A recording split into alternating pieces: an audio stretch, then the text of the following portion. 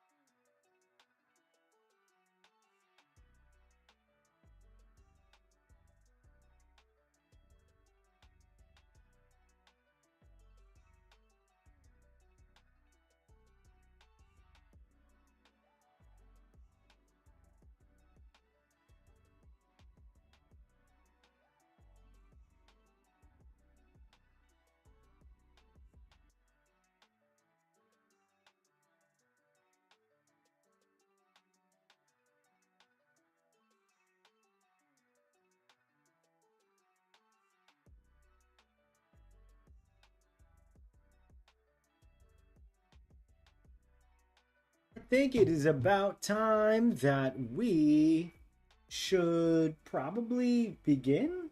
Question mark? Start the intro? Probably. Like if I click this, it'll do the... Oh my god, it started. Oh, gee. Oh, dear gee. Hello and welcome in. I'm Professor Bodhi, aka Mr. Bonny John. Thank you so much for joining me today. It's nice to see so many of you are ready to start things off here on Mothman Day. On Mothman Wednesday, which is now a thing, I guess. Hello, Chill Bill. Alex has made it as well. Justin's here. Rex here. You probably haven't watched Inside Job. I saw one episode. I liked it a lot. Mackenzie, hello. Maximus. Monster Art's here. Jelly is here. And Draco's here. Thank you guys for joining me. I quickly want to work on Rhedosaurus because here's the thing. I think I'm going to get through Mothman relatively quick because I will also be looking at a Ben 10 creation that I had that I think I want to use kind of as a base. If anybody's got an idea of who it is, it should be kind of obvious when you look back. It makes sense. I would probably, want to take the best parts of that design and bring that over. Hello, Shard. Another live stream. Nice. Which one did you see, Laura? Welcome in. So, Mothman before Independence Day. That's right. And speaking of which, I'm not going to be in tomorrow. I'm going to be spending time with friends and family. I hope all you guys, Americans anyway, enjoy your Independence Day. Make sure you vote this coming November. No matter which your political leaning is, it's good to vote. Okay, so yesterday, chat, we got a few things done, right?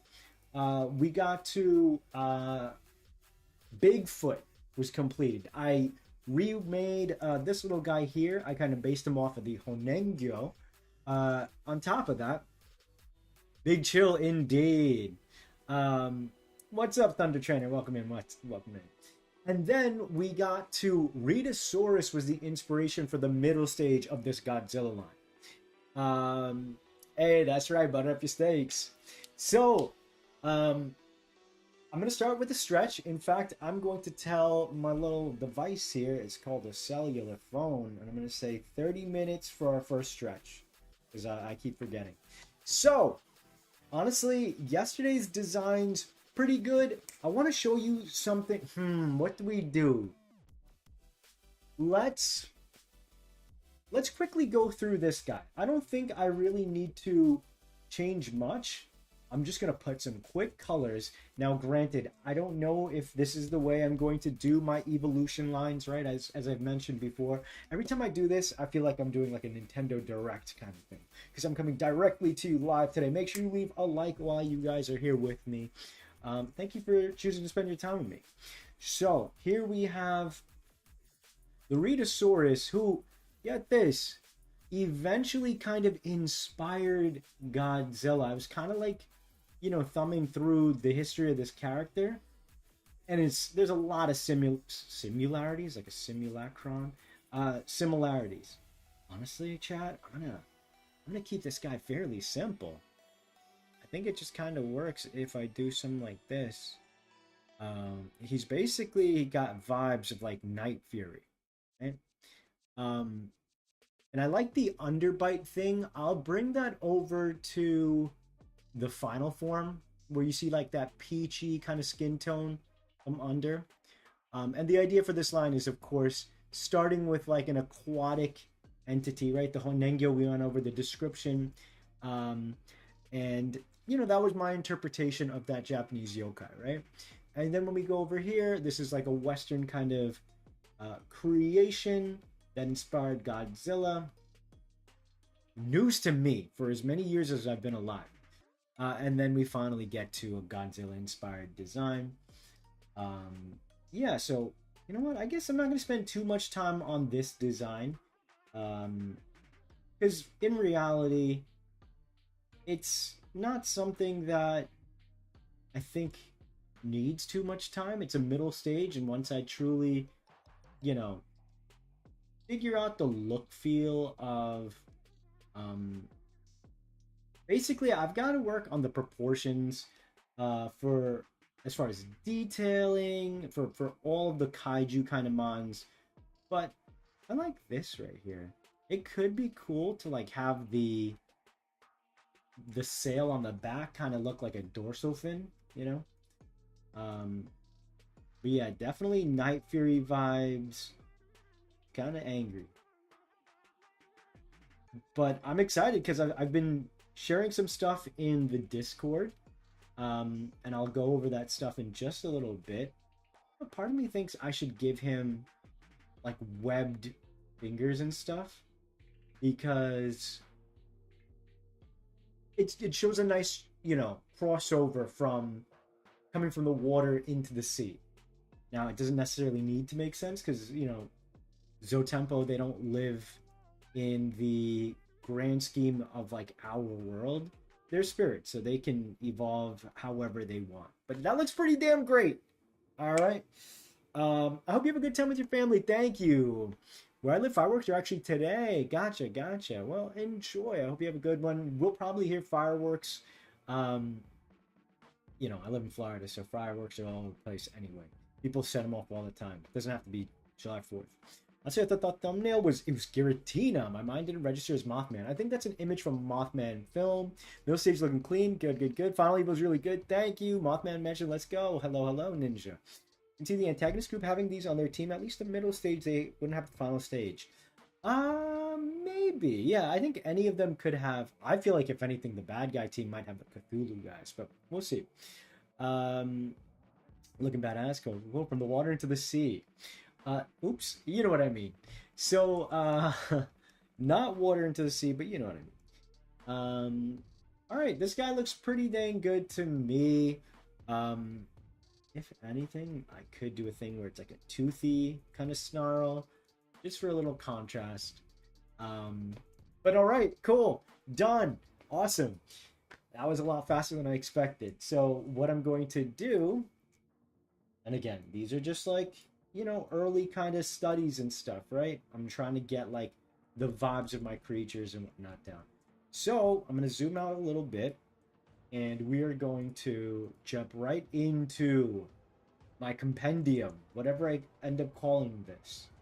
Field guide, a dex, the Zotem tome, whatever it is. I've updated it because it's been a while. So here we have this line, which, not having the colors does hurt the line. So, whereas you can see in the Godzilla line, There is a nice transition that goes across. So it'll probably have to be something like that as well. Um, okay, here's the Cthulhu line was added. As much as I like these guys, I wonder if I should save them for a part two. Anyway, won't spend too much time, but a solid cast developing. Very excited. Next week, I'm gonna be feeding you guys some really, really fun designs. Ones that I kind of want to just get out there because I think it'll make everyone hype. Um, Part of me wants. Oh no, no, no, that's not true, chat. You know what? Next week, I'm going to be doing a lot of setting. I'm going to be doing a lot of environments because just like working out the characters really helped me think about like the capture device and all that kind of stuff. I think envisioning this world is going to really go a long way. So please look forward to that. It'll be a different kind of stream, right? You guys have seen me do some character stuff in the past. You guys have seen me do monster designs a lot. Um, but environments is going to be something really, really new. So I'm hoping that might inspire you guys to, again, jump out of your comfort zone and whatnot. Hello, Ridecar. Looking good. It's great to see them all together. Hello. Hey, Dinkus, what's up? Mothman's the lad. It's pronounced Moothman. So, yeah, I've got a nice compendium that's building. I keep looking at places where I might be able to make some cuts so I can fit in either longer lines or more variations of varying creatures. Um, but last night, I went to sleep at 6:30 in the morning. I spent several hours until my hand couldn't take it anymore. And then after that, I just couldn't sleep because I just had so many ideas. Um, I spent a lot of time designing a lot more outside stuff, and we're going to zoom in and take a look at a lot of this stuff. I just had like a flurry of ideas. I'll probably end up doing the same kind of thing, stream of consciousness thing with like my character designs. Quick little work at this guy looks already really awesome. I can see him having these beautiful twinkling eyes. He's like, "My beautiful boy, I'll protect you." And then he's like this super sweet guy. He helps everyone, but if you mess with any of his young trainers, his disciples or students, he'll beat the crap out of you. You want some color pattern for the Mothman? How about the Death's Head and Hawkmoth as inspo when you get to it? I'll probably, yeah, definitely look into um real world moths and whatnot, but I think I'm gonna go more supernatural. I'm gonna see what I can do. Some obvious things I think for sure, utilizing eyes and stuff. I love environment concepts. Nice, yeah. Feel free to, of course, hop in, you guys.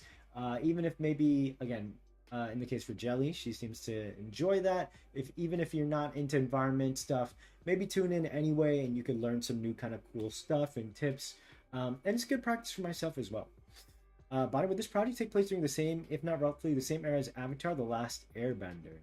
Well, that's its own universe. So I wouldn't say that, but I would say something like, um, it's still very much in the air, right? It's its own fantasy kind of setting.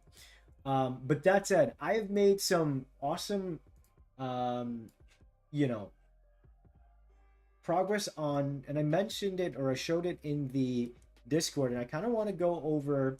I first developed this here, a simple kind of treatment. I wanted to box in the letters, and you can see the top as well. At first, when I tried Zotempo and I pitched it to a few, as far as the visual, a few friends to see if they could read it. And, in the bottom one, it's a little hard to read. Um, it's blocky. There's not a lot of color. It's very muted, right? But there is a vibe to it for sure. But then when I got around to the second one, where I leaned it more into the other kind of, uh, you know, the previous kind of attempts I had for logos, rounded edges, utilizing color to make sure people know it's a kid-friendly franchise. It's not like an edgy, type of thing, right? I really like this logo a lot. The cool thing is this is completely hand drawn, except for the X. I took a from a font, put like a blending stroke on it, and then kind of plopped it right in the front. But everything is kind of carved in. I have this kind of wooden pattern in the back, and it feels like, again, you're stacking the letters, right? In the same way for like totems would be vertical. Obviously, for a logo, you couldn't quite do that. Um, but I started playing with a really fun. What does X more tribal mean exactly? Um, but environments is something I'm trying to learn, so it will be very helpful. Good, good, good. So I started to mess around, and I quite like this one. The temple's looking awesome. Thank you.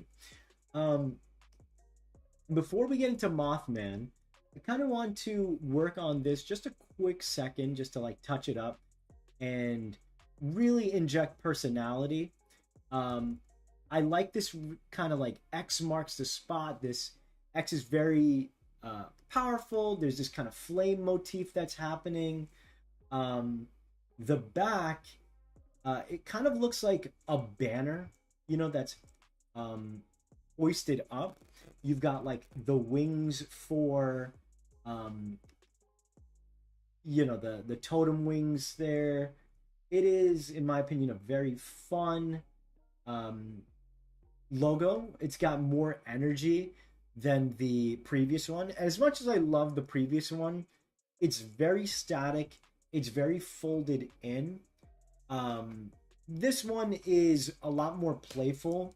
There is a feeling of um, more personality here with the letters taking on their own personality. And I find that also the name is far easier to read in this version. What does the exo mean? So when I look at XOT, it's like exotic. X is kind of like the unknown, right?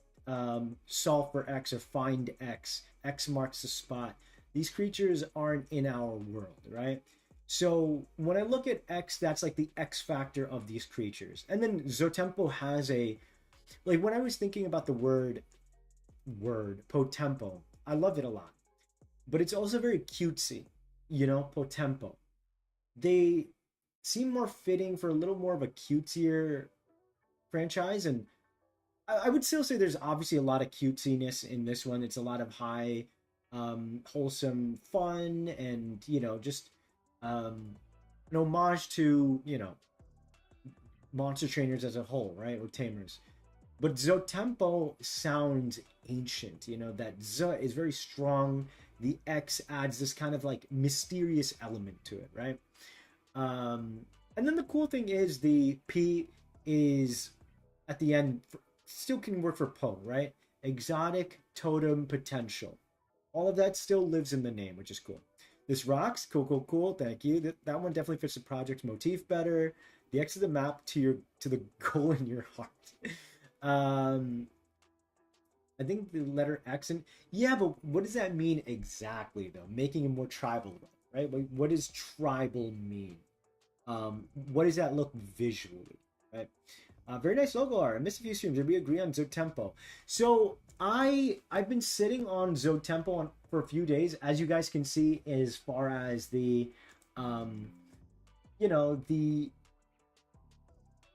overall name and vibe. It's still, of course, everything is a work in progress, right? Design, name. I'm glad at the very least I've gotten pretty far to like feel comfortable with a unique name that feels like mine. Um, so I would say I'm not sure if it's still confirmed, but you know, that's something that can over time be um solved for, right? So until this is pitched to, you know, whoever I want to pitch it to, or even with like YouTube videos, still a work in progress of finding the name, right? I do, don't get me wrong, I really do enjoy, um, I really do enjoy this name quite a bit though. Um, Tempo here for sure has a lot of, it's very fun, explosive. Um, there are ways that I think I can make this, this is a font. There are ways I think I could like clean it up and, you know, um, we'll see. The fun part is, and for these kind of things, if you ever do this, make sure you find fonts that are free to use, because it's not a good look to get sued down the line for your personal projects. Um, there's also crowdfunding, and it'll probably be a mixture of both.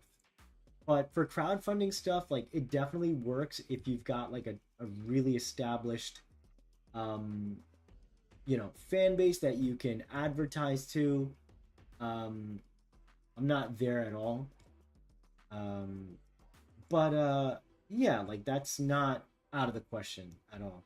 I was part of a successful Kickstarter before where, um, I was an art director for a project, indie project, and we basically were asking for 20K, and the director that I worked with, who's now a great friend, he did his research, and he more or less, um, we asked for 20K and we got 25. So he'd be someone I for sure would probably reach out to about this kind of stuff. So yeah, anyway, this is a potential logo. I like the wings a lot. I like the um, I like the overall nature of the lettering. Feels easier to read. The flame is just kind of like something I just wanted to try out because I wanted something to break through the monotony. Um, Flame being this kind of spirit kind of connection. It could be the flames are over here and they kind of trail off. But I like the way that if this has got like this very wood motif, it could feel like the wings are carved on this side. Um, but yeah, the X will, as like a huge part to all this, right? The X factor, as I was saying, it will probably really take center stage, right? As far as like the personality. Um, there could be more cool stuff, but I still got to figure out more and more of the direction of the project for me to instill even more personality over here. Um, you do think you'll make an episode of Zatempa as a visual novel like Hoops Hip Hop? Sort of, yeah, I mean, that would be a really great way to do it, right? If I were to show it to an executive and be like, yo, here's like a proof of concept. This many people seem to be interested in it. It would be a pretty smart move to do something like that for sure. So I would not rule that out. The flame logo is seriously so cool. Reminds me of a Scarlet Macaw thing. Oh yeah, nice. So as you can see, I did the red, yellow, blue. And so if I quickly talk about this logo, when I showed my friend, one of our mods, Pookie, she's not so much an artist, but it's important to show your work, maybe even more so, to show non-artists your work for critique. There is so much strength to that.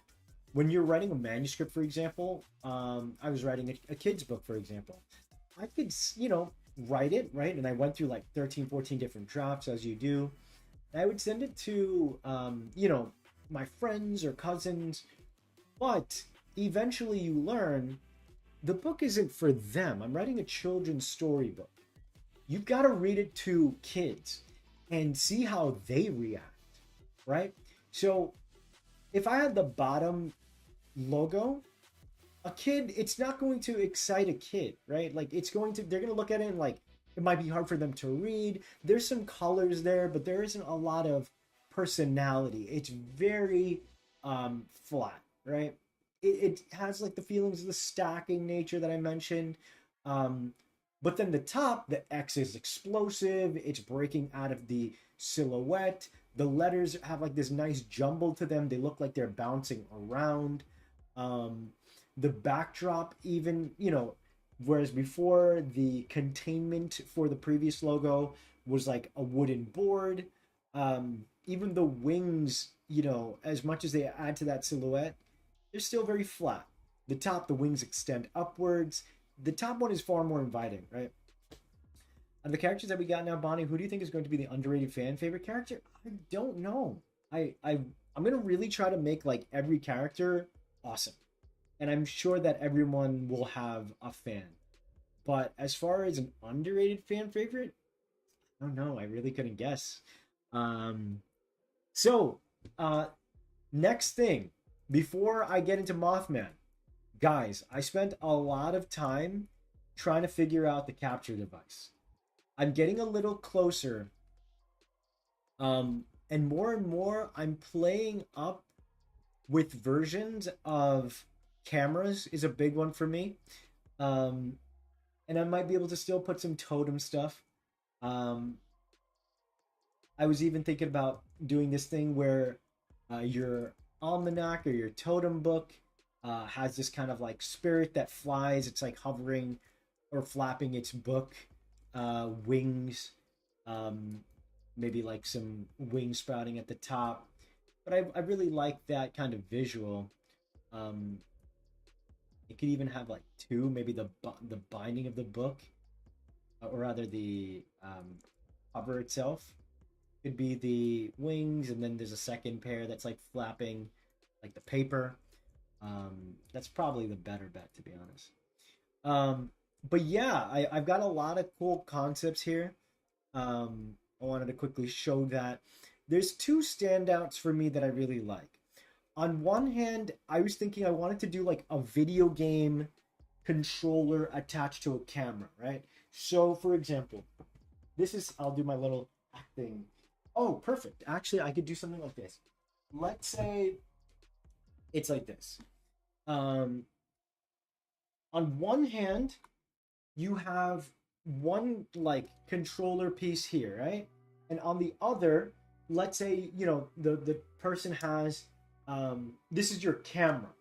So you've got the camera, and you basically there's two versions that I have that you can kind of see here. Um, so I really, really like the idea that, and I'll just zoom out a little bit. And if I don't use this here, I can use it for like another story. Are they called Zotems? No, an idea that you don't have to use. An idea you don't have to use a camera that looks like a dream catcher. You don't have to. Is this a thing where you capture Zotempo in the photos? Potentially. I'm still trying to figure it out. Here's a compendium, it's very annoying. I know, it's definitely Navi vibes. So on one hand, you have your like, and I want it to look like a video game kind of thing, or some sort of like tool you could use.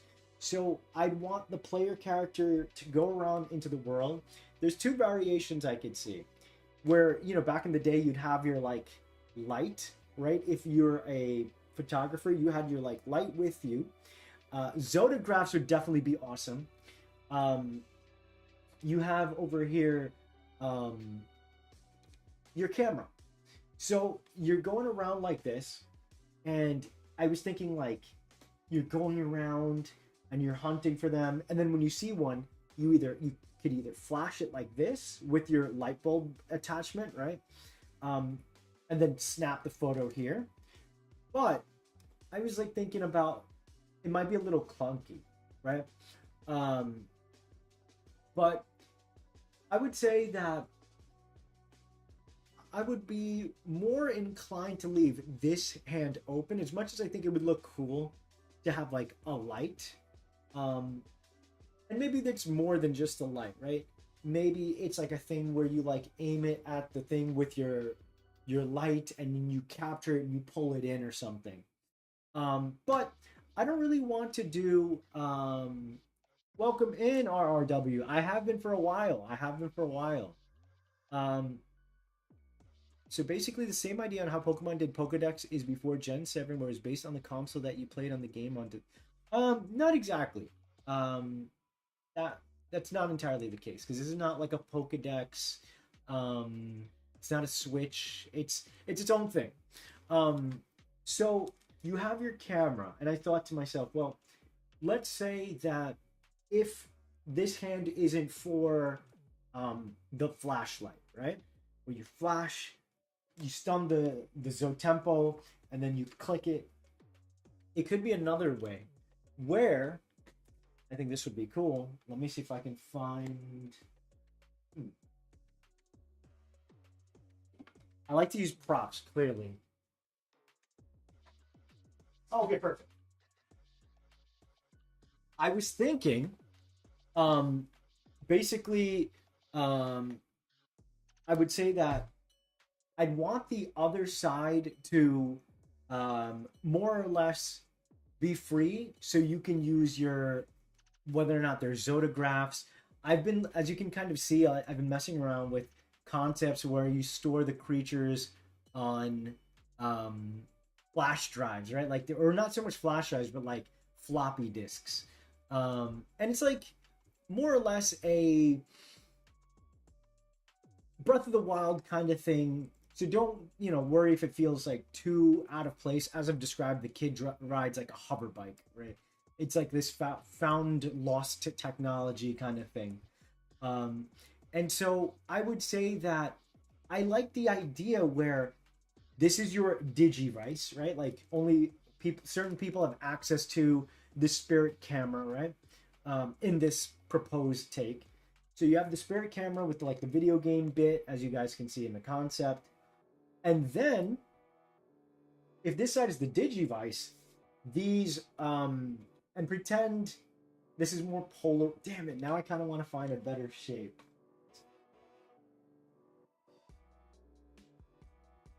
Hmm. Okay, let's use. All right, let's use this. Pretend this is your craftable, right? So, more or less, um, imagine that because I remember I wanted to do both essentially a digivice and a pokeball. So this is your main tool, and then this is your Polaroid. Except this is like and it'll be designed in a really cool way that kind of looks like it's blank, right? And so I really like this visual in my head where maybe you wear your like Polaroids around your neck, whatever it is, when you're ready to capture a creature, right? I really love the visual where, okay, so imagine you're, this Zotempo trainer, right? And you're out in the wild and you've got your thing right here. Right? And so you're going around and maybe you're like, oh, and then Zotempo battle, Zotempo, like you feel the spirit, right? Um, Maybe your viewfinder kind of lights it up for you and you're looking and you're like, oh, I want to capture this creature. You would have already crafted your pokeballs. These are empty kind of like what do you call it, like Polaroids, but we wouldn't call them Polaroids. So you know I like the visual of like people flexing their Polaroids, like it's kind of like your Yu-Gi-Oh cards, right? You flash your 6 cards or something. um, so you're going around, and when you want to capture them, um, and you take the Polaroid, and I like this kind of reloading kind of visual, where you put the Polaroid ready to print, and then you take a photo, and then however, if it's like a catch mechanic, like you have to do something, or if it's just a percentage chance, um, it prints, and if it goes all the way through, you captured it. Otherwise, it goes and it like pops out. So I really, really like it. I've really spent a lot of time to think about and build out that concept. I really, really think it's a fun twist on the spirit photography thing that we've seen. Um, but yeah, that's basically.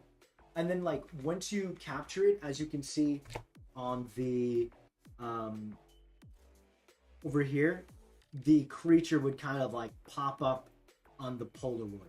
Now, I do believe Polaroid owns that word and the kind of look, so I might have to make it more like, um,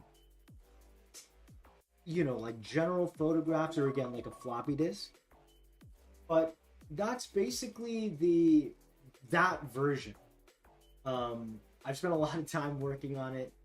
I think it's really cool. I think there's like a lot of cool things that I could do where you have basically um back in the day you would have to buy film roll and they'd come in canisters. I can redraw the canisters as like scrolls, and maybe like per scroll there's like ten shots you can take or 5 shots, right? And then maybe there's like a master ball equivalent where you can only use it once and it's like an auto capture. But yeah, I really like, you know, cards, pokeballs, all that stuff is pretty much interchangeable. Having your like camera device plus that lock and load, I think is really cool. I was like thinking of versions where that boxy shape for the camera could be like this totem face with like this mouth gripped around the camera. Um, but yeah, so that's that one concept. You would continue to craft instead of Pokeballs your either your films or your slides or your Zotographs, right? And then your Zotodex or whatever you call it is a photo album. All of the little creatures that you captured in your snapshots, you would eventually stack in your album, and the album like magically registers it and da da da da da. But yeah, that's that version. I'm gonna put my this is Acme Pack thingy, so I'll put that back. Thank you, Nintendo Switch, for your service. So I really like the idea of like the two-handed operation visually. I can see like really cool things where you like kind of like Yu-Gi-Oh! You got your like card and then you put it into like, you know, battle, you know, and then the creature comes out. Like there's a lot of cool stuff I can do.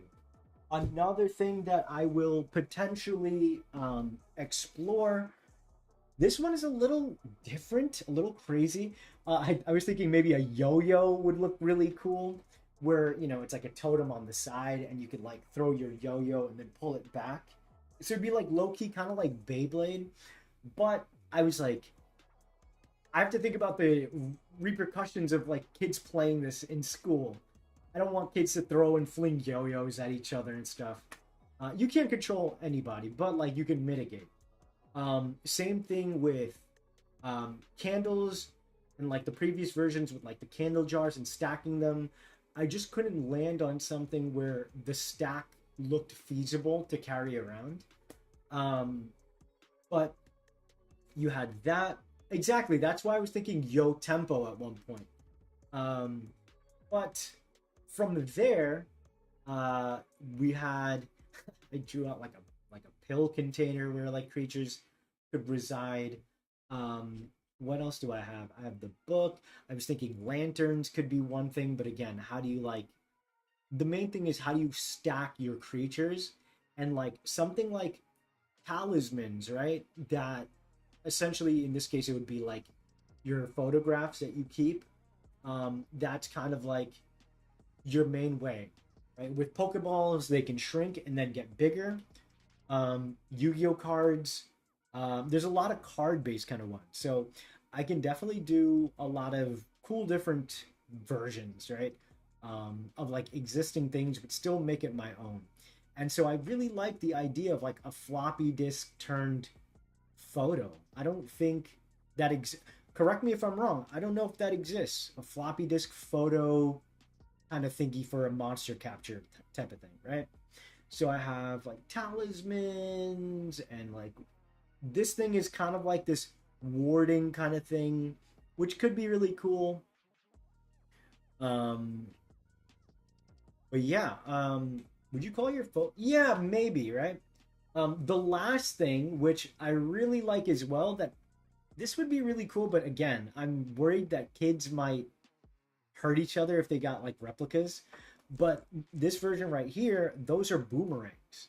And boomerangs are, you know, from, I think they originated in Australia by the Aboriginal people. Um, and so there's something really tribal and like primal about them. And so I was like thinking like, what if like you threw it out and it spins in the air and like generates the creature? Or, you know, I turned the bottom half into a hilt you stack like a Potempo container, and then like either a blade or like a flurry of flames kind of makes a spirit boomerang type of thing. So there's a lot for me to still figure out, but um, I really think that as you can see, I put a lot of time into it. So I really want to go in this direction and see how it works. So sorry about that. I'm going to go through everybody's comments. Um, Also, it's Robo. This is an alt account. The camera idea is cool, but the only thing with it is that I feel it clashes a bit with all the tribal theming everywhere else in the project. So I disagree. Well, I don't want to say I disagree with that statement. They're just expressing their opinion. The thing is, nothing is set in stone, right? I can say all this kind of stuff, but like truly nothing is set in stone. So to not pursue an idea because there is a feeling that I'd like to go for, that's not a good enough reason to not pursue something that has legs. So, not to mention, as I've said before, there's a lot of like pseudoscience-y, high fantasy, science magic-y kind of stuff going on in this world with the, reclaimed, reclaimed world and all this kind of cool stuff. As I've stated before, Breath of the Wild lives in that, balance, right? I've already mentioned that there is a city. The main city is like this giant, it's more, if the outer areas are more tribal because they're disconnected from the world, right? And therefore maybe more connected to the Zotempo. The inner workings, where I mentioned where the king is, that's a more traditional, fantasy city-like scape. And they'll have the better technology. They'll have more retrofitted kind of stuff. And yeah, it's more that you craft the world. I think it becomes even more interesting if I could make a tribal, primitive camera system video game type of thing, right? That makes an even more unique and interesting concept. So, what else do we got here? Camera does sound interesting. So the creature's spirit. Invisibles choose their human guardian every 1,000 centuries. They give their species crystal to the guardian. They used to live with humans until the dimension split. The lengths, Bonnie, go for the perfect demonstration. Give this guy a round of applause. Thank you, Jelly. What if the camera lens breaks? You lose the battle.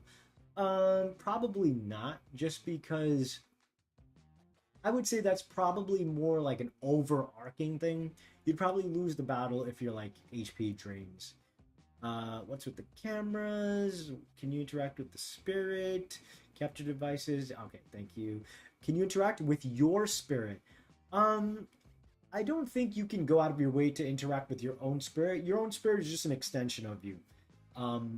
You are kind of manifesting your spirit and like stepping in tempo with your Zotempo. Camera's a really fun capture device. Good. Big fan of the camera. All right, dope. Apparently there's an ice pick under the yo-yo. See, ice pick. This is a telescope.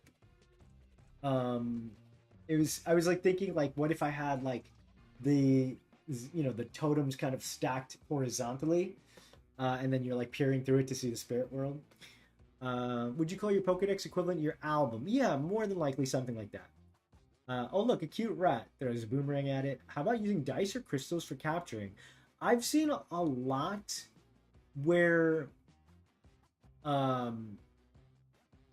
like crystals are used, and so I'm thinking like any kind of combination of parts could make up the Zotograph slides, whatever it ends up kind of thing.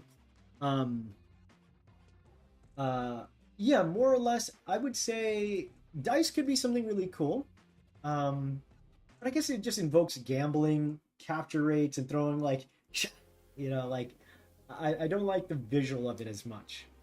I think once we get more story world building, yeah, exactly. Camera and tech, and not to mention, it's not like camera's confirmed or IDK about it, to be honest. I get the whole idea with it, but something about it isn't connecting with me. I think because you've painted a picture, and it goes back to you calling the world tribal, and the world isn't tribal, right? Only where this kid is from, and you can kind of see it in their design, where And even then, of course, it's still early on, but you can see their fits are different than where this guy is from, these people are from. So if there is this element of like lanterns or all these kind of different kind of techs, hover bikes, and all this kind of cool kind of tech, there's definitely a world where I can create a concept that meets the middle ground. And in fact, I think that's way more interesting.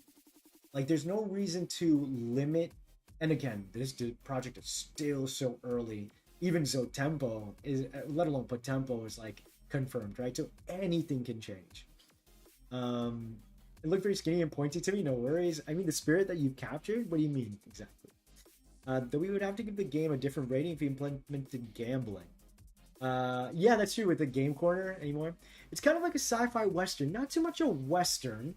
It's like sci-fantasy. In the same way, like when you think about it, Pokemon is very sci-fantasy. You've got these monsters and they can do these elemental moves.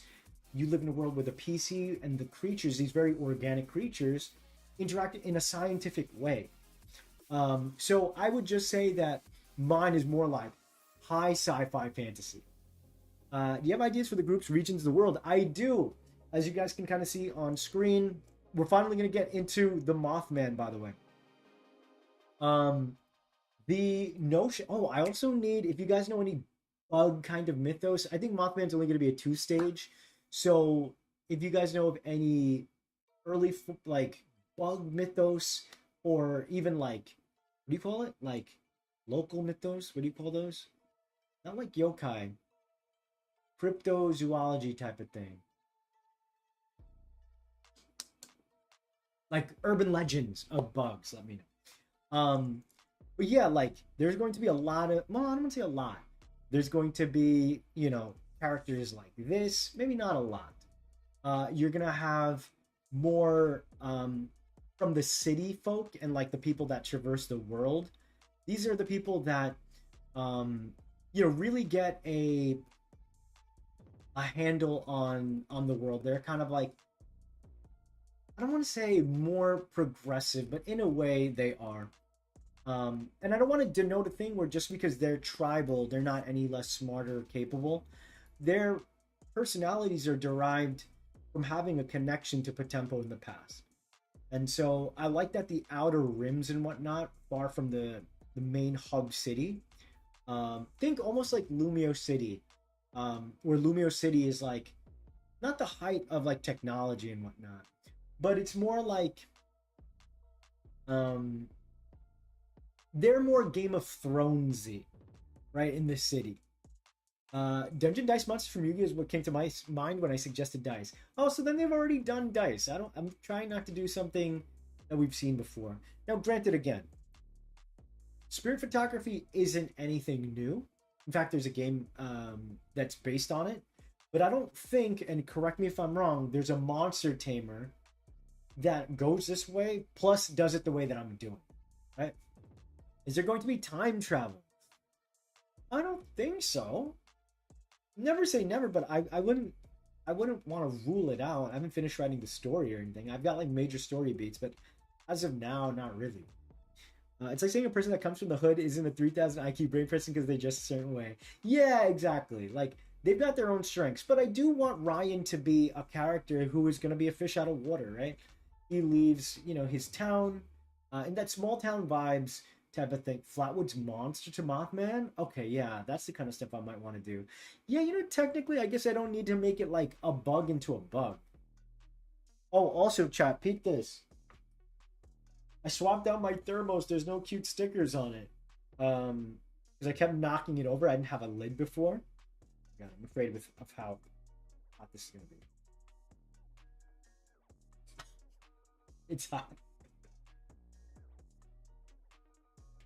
Ooh. All right, let me look up the Flatwoods monsters. Flatwood monster. And you know what took next week? Oh, wait, the Flatwood monster. West Virginia. Oh, wait, this could be a fun thing into Mothman. It's got like red eyes. In Greek mythology, Ibu is a goddess of moths and death. Nice. All right, I'm going to read to you guys the Flatwoods Monster, okay? Other bug cryptids, Ant-Man, Arkansas Snipe, Mantis Man, Jinshi Wushin. Okay, thank you.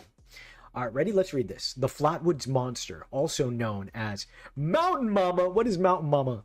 Jersey Devil. Jersey Devil might be a good idea, too. All right, ready, chat? The Flatwood Monster, also known as the Braxton County Monster, Braxy, or the Phantom of Flatwoods, in West Virginia folklore is a creature reported to have been sighted in the town of Flatwoods in Braxton County, West Virginia, United States, on September 12, 1952, after a bright light crossed the sky. After 50 years later, investigators suggest the light was a meteor and the creature was a barn owl perched in a tree with shadows making it appear to be a large humanoid. At 7:15 p.m. on September 12, 1952, two brothers, Edward and Fred May, and their friend Tommy Heyer, said they saw a bright object cross the sky and land on the property of local farmer G. Bailey Fisher. The boys went to the home of Kathleen May, where they told their story. May, accompanied by the three boys, local children Neil Nunley and Ronnie Shaver. Okay, this is doing a lot. Let me just get the conventional explanation. Da-da-da. Oh, well, Owlman is a thing too. In Cornish folklore. Dude, I want to do Owlman in the next one. Owls are like some of my favorite. What if I did Owlbear into Mothman? And it's like an upright bear. No, we need more two-stage creatures. I'll do Owlman later. He said West Virginia, says that Mountain Mama. There's song lyrics. Copy. So it's a humanoid bird. Mothman is also described as that sometimes. Dragon Beetle would make a great concept of a dragon bug type Pokemon. Hell yeah. I was enjoying story time. Yeah, there's not much else I can use here. I'm trying to find the appearance. So it's saying, like basically what it was described as. But I'm going to try and find another appearance kind of description from fandom.com. Cryptids with a Z. The Flatwood Monster. Yada, yada, yada, yada. It's believed to be of an extraterrestrial in nature. The entity was initially reported about being 10 feet tall and 4 feet wide. It appeared to be some sort of robotic suit worn by an occupant of a spacecraft rather than an organic being. It had a cowl in the shape of an ace of spades behind a red, round head. Set in the head were two eyes described as portholes. No, this is too metallic for my taste. I don't think this would fit for a Mothman Prevo. Sorry, Flatwoods Monster, you out of here.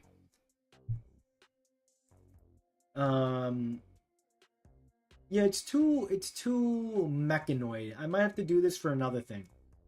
Mothman is actually described as being like a bird who claimed to see it, despite the pop culture depiction of a little giant moth.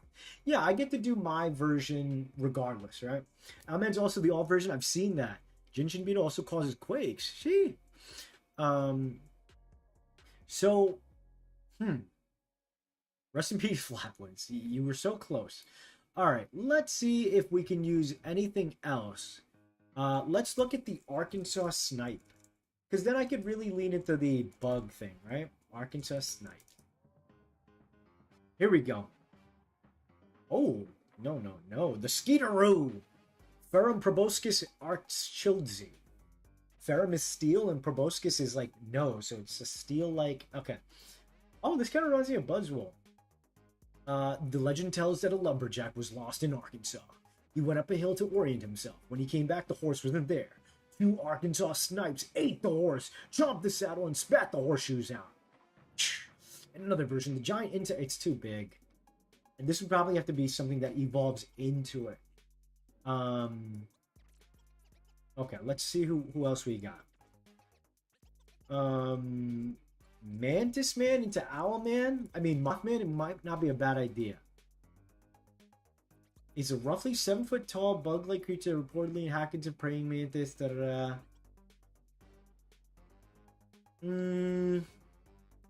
Nah.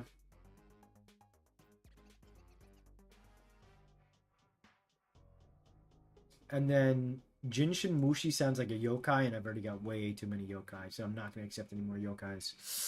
Sounds like a future paradox from Noctowl, right? I know. Mothman also said to appear before natural disasters, Absol. Okay.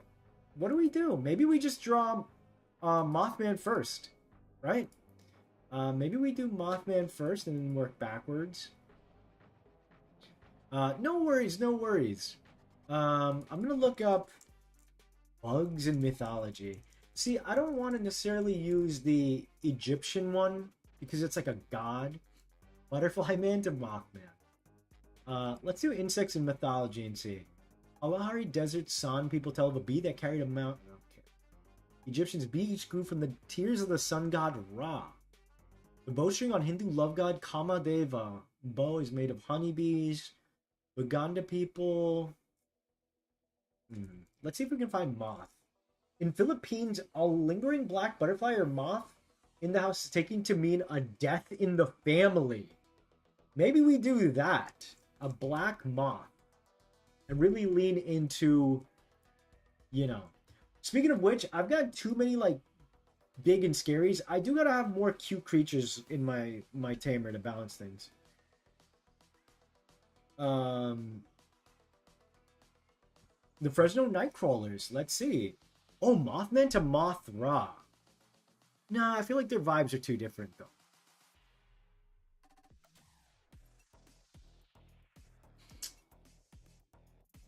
Banshees.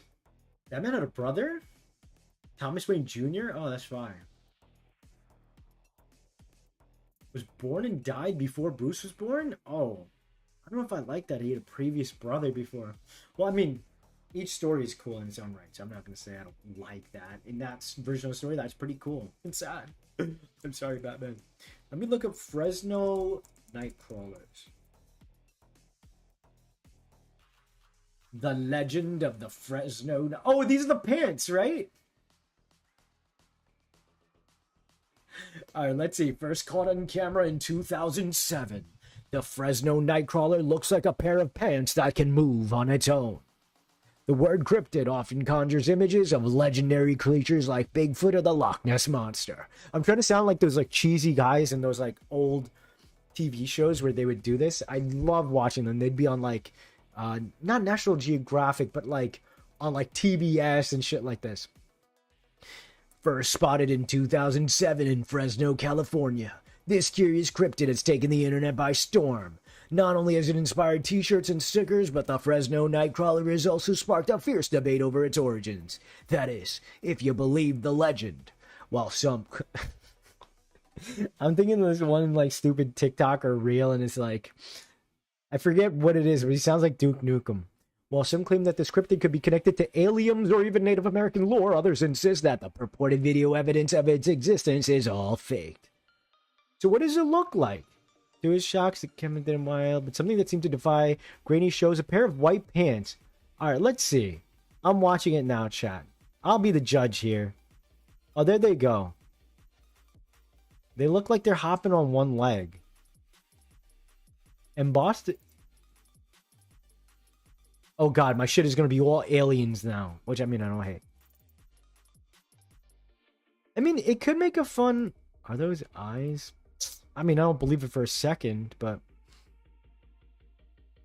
He gave it to Univision, as well as the paranormal investigator Victor Camacho, the host of the Spanish-speaking supernatural program Los Desvelados, or The Sleepless Ones. So what is it supposed to look like? It's people are saying pants. Oh, maybe it's some kind of deer. Alright, so how do I draw this? This might be a fun thing just to like... Ooh, I got an idea of how it could work. What if... And it don't gotta be like a moth to a moth, right? Like, it don't gotta be like that.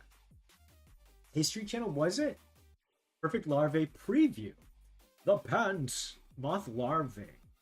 One of my favorite bugs, insect, is a Greek story of Myrmekes the ants. Tell me about that, Maximus, please. Moth is a moth goddess of peace. A tad bit sus, if you ask me. So a type of moth that can basically bring omens of death, that's basically a banshee. Like the one from Johnny Test. Believe in the pants, Bonnie. It's like Chico's, but legs. Yeah, that's how it looks like, right? I don't know. Let's see. I'm gonna like try to draw this thing. Also, chat, we still haven't figured out what the hell this is. If anyone figures it out, I will be eternally grateful. I don't know how to get rid of it. It's bugging me. There's the mosquito, wingok. Would we make the van meter as their tempo? It's a cool pterosaur. Bonnie Flame gets an object when it's just sentient pair of pants. Honestly, it's kind of the funniest reaction, right? Funniest like way it could have gone. Like, no object mon. First one, pants. Van meter? I'll quickly look these up before I start drawing this thing. I mean, again, no promises. Mosquito and then wingok. I'm not seeing anything about wingok. A book of creatures.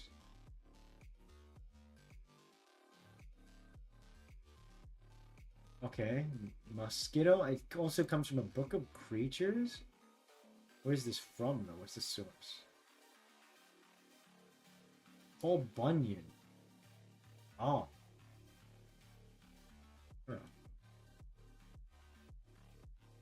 We love the pants. I mean, okay, so this is how I... So let me show you guys at the very least what the Fresno Nightcrawlers look like. So that way we can have it on the screen.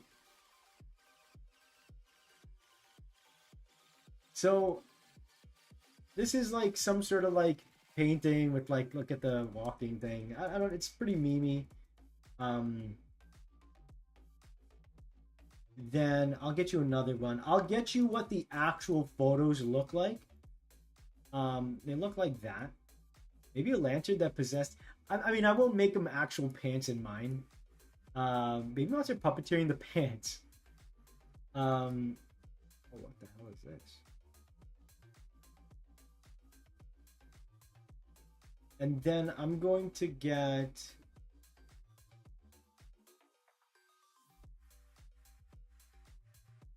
Because, you know what? If anything, look, I'm not making it an exact thing. I'm going to look at moth larvae. I won't share it in case anyone... That's a cute little... Ooh, I got an idea! Can you stop with the pants joke? I'm getting flashbacks from Jimmy Neutron when pants attack. I think I know how I'm going to do this, chat. So if that's how... Yeah, you know what? Frick it. Let's just do the Fresno Nightcrawlers into... That'll be really funny. And it won't be an object. Genuinely scary? I want to see that. Let me put my reference this side. Yo, this is a simple one. I'm going to have... Ooh, look at this. So we have... Like, the head is quote-unquote on the top, right? So I'm looking at some of these moth... And it's like a first stage, so it just needs to be cute. Now, some moths have... These larvae have a lot of spikes and stuff. So let's give it...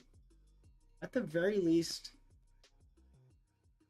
These kind of look like antennae, right?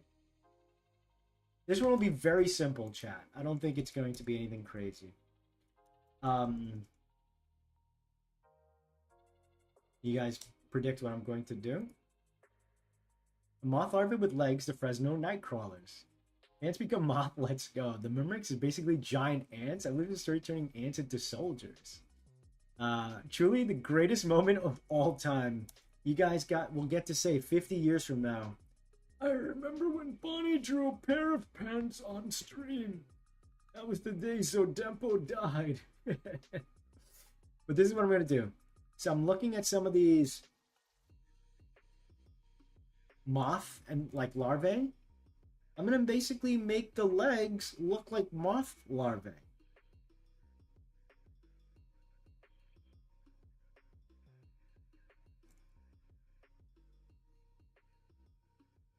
And that's it. It's my take on it. I'm combining it with... It's so crazy. And it's just coming straight out of the totem's head, you know?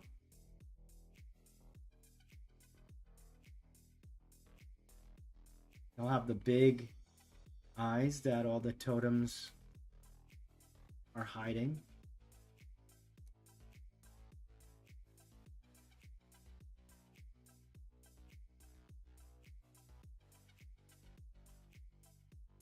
How do I have...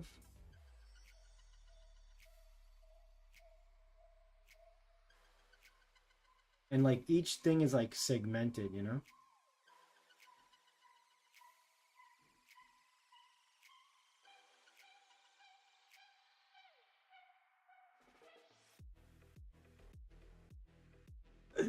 It's crazy. It's cute. It's funny and cute. And it's just running around in the field. Come on, that's cute.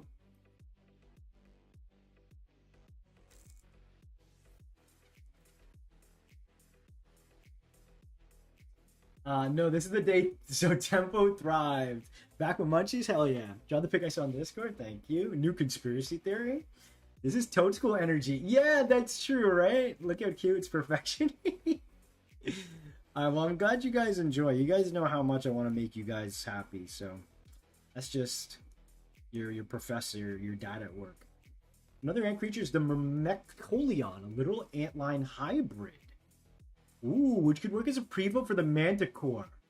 Oh, hell yeah. That sounds absolutely perfect fit, actually. 100%.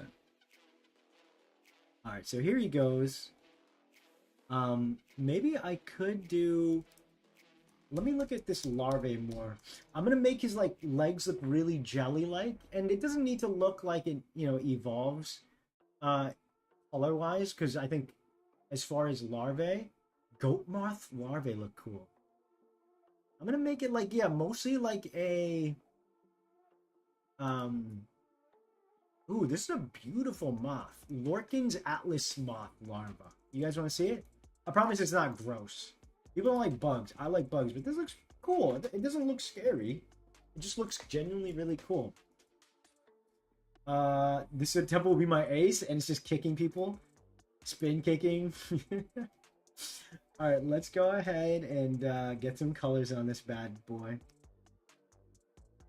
Part of me feels like I should give him red eyes. But again, whether or not I'm going to do consistent eyes,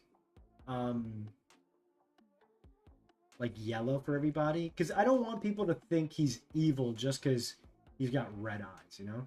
The next guy, I think I do have to do red eyes. Like, that's just classic Mothman, right?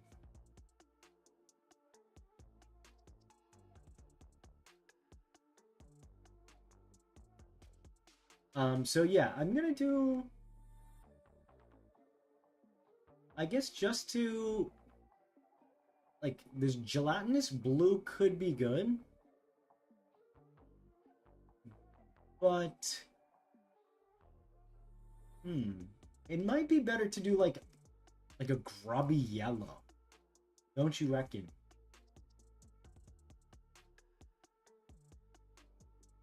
Oh, maybe, you know what? So maybe his face markings could be like red like this. Just to kind of give a little hint as to what's to come. And then maybe I'll have like red tips here. It's a cool larvae, so spiky, right? He is too. Bonnie's too perfect. I'm not going to want to evolve him now. Evolve him always. And I kind of want to do the blue color because it's like jeans, you know? He's already so cute and full of personality. Probably mischievous, not evil. Exactly, man. So creative. Hell yeah. I thought you were gonna say I don't want people to think he's evil because he has pants. Anyone who wears pants, I'm watching you. Shorts gang. Given bright green eyes to resemble cat's eyes in pictures. I would say, ooh, if you take photos, if I do go with the photos thing, imagine like their eyes, or what if all the Zotempo's eyes like glow like yellow green or something? Have you seen a Cecropia moth? No, I haven't. Larvae in green and red and yellow. I think... What do you guys think of the blue? Is like blue the... I mean, I felt like it was the obvious play. It also kind of makes it feel almost ghostly, right? Like ectoplasm. And if it doesn't read like a bug entirely, who cares, right? Maybe it's little silk, like a silk moth larvae. If it were Pokemon, I would do it like that, 100%. But I'm basically just making it like look like body of two. I like the whitish blue. Really feels right. Give it bright magenta eyes. Next guy will have the bright magenta, or the red, I should say. And welcome in, Billy. This guy is gonna be so elusive. He runs at night. I can't believe you guys. Honestly, wait. I was gonna say talk me into this. Let's be honest. I was ready to roll as soon as I heard pair of pants. Alright, don't say I never did nothing for you. Alright.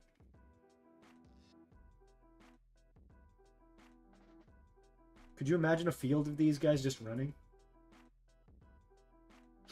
No pupils? Nah, you gotta have personality. You gotta have personality.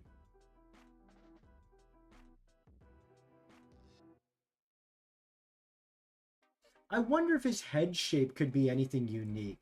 Maybe, you know what? Maybe his head shape compared to the others is just round. Because I'm seeing the top of these, all of these Fresno Pants monsters have like this round shape.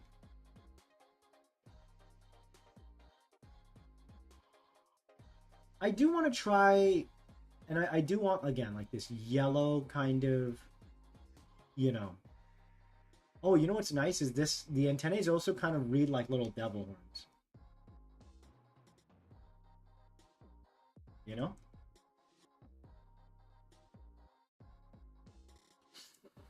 This is the mythical equivalent of God amongst Mons. Filled with these little guys. It'd be so cute. Could you imagine? And then you play the Jurassic Park. Actually, they can't even have arms. They only, so they're like this. It's a whole herd. Ooh, and then off in the distance, Mothman. And you're like, okay, it's not funny anymore. I'm scared. I'm in danger.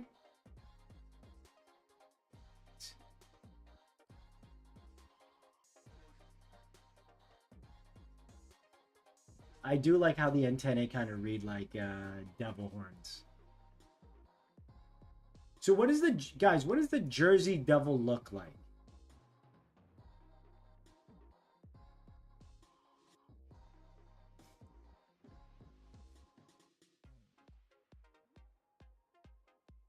Gotta add a little bit of a, something like that, just for that jelly kind of feel that larvae seem to have, huh?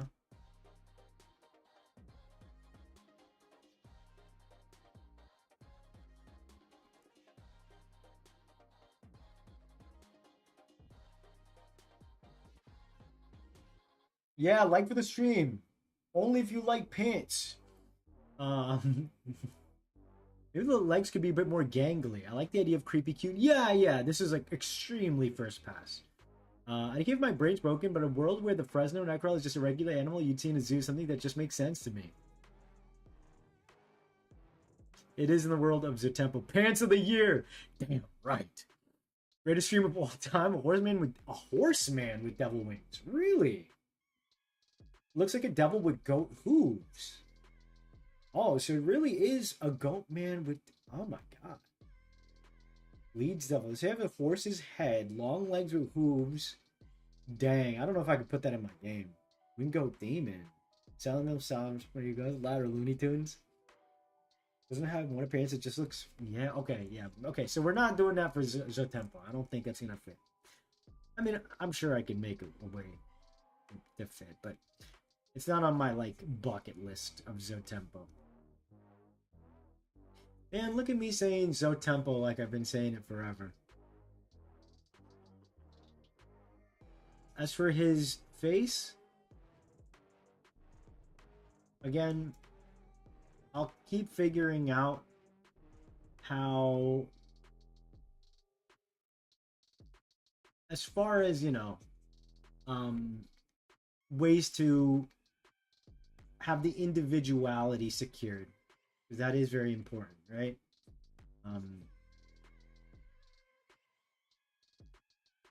Oh my god, if I go the camera route, it's like fitting that they're hiding their face so they're not seen in zotographs because they're aware that they'll get caught. So it's kind of like, you know, the spirit world's mechanism to protect them. What's another word for a photographer? Oh my god, the mask thing makes so much sense. That's crazy. Do you guys know how much faith I have that this is going to be a real thing? Because if it doesn't, I'm screwed. I don't want to live a boring life. You know, I'm trying to create something.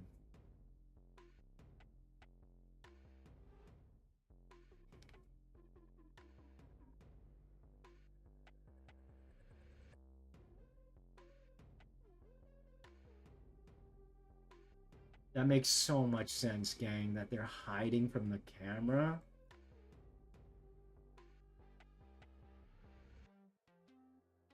And you're like helping them break their, not just their shyness, but like they're not really meant to be in the world. And then you make them feel comfortable to get out of their shell in a figurative way, right? So by putting the eye here, it kind of invokes it's an eye.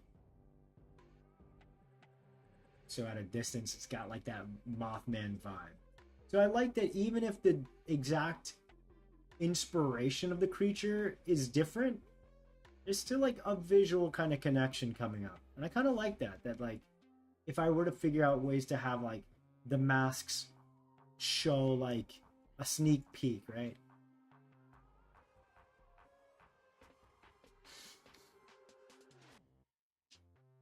Cameras, mocks, and pants, oh my. Pants over shorts? Nah, shorts gang. I always wear shorts. Although when I get fancy, I wear my track pants, my Adidas track pants.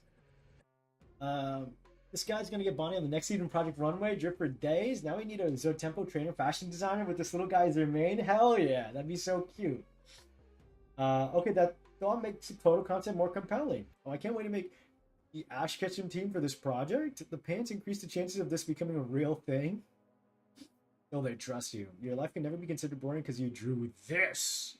I'm pointing at it like this. When are you planning to drop the game? Oh my god, it's so far away. It's not.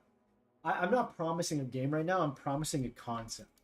You know, something that I see a lot of YouTubers, and I'm not naming names, and even non-YouTubers. Like, I've seen this one guy. I think he's on Twitter. He's got like a cool concept for his own tamer, but like a lot of them overpromise things. So, and you know, that's just the mark of someone's excited, but like you need to set expectation, right? So my expectation is I develop all this stuff out, take my time with it, enjoy, build everything. And by truly providing a proof of concept, I have a more higher chance of making this happen because everybody's doing a monster tamer. So it's like, how do you stick out? By proving it can be a thing, you know? Something I also learned as an artist is sometimes don't announce something until like you're really ready to commit. I've done that a lot in the past as a young artist where I was like, I'm working on this cool thing, guys. And then nothing ever comes out of it. And then it's just one more way of people, you know. And this isn't just Bonnie advice. This is like professional artist advice. You know, we can all be inspired by something and want to create the things we want to create. But there is a strength to silence and working. Like there's a lot of, as I've said a million times before on every stream, so many things that you guys have not seen that don't make it to the streams, things that I write, things that I, you know, yada yada. Also, I don't know why I'm like really spending so much time on this little guy. I think it's because everyone's really excited for a pair of pants. So I'm trying to like go in.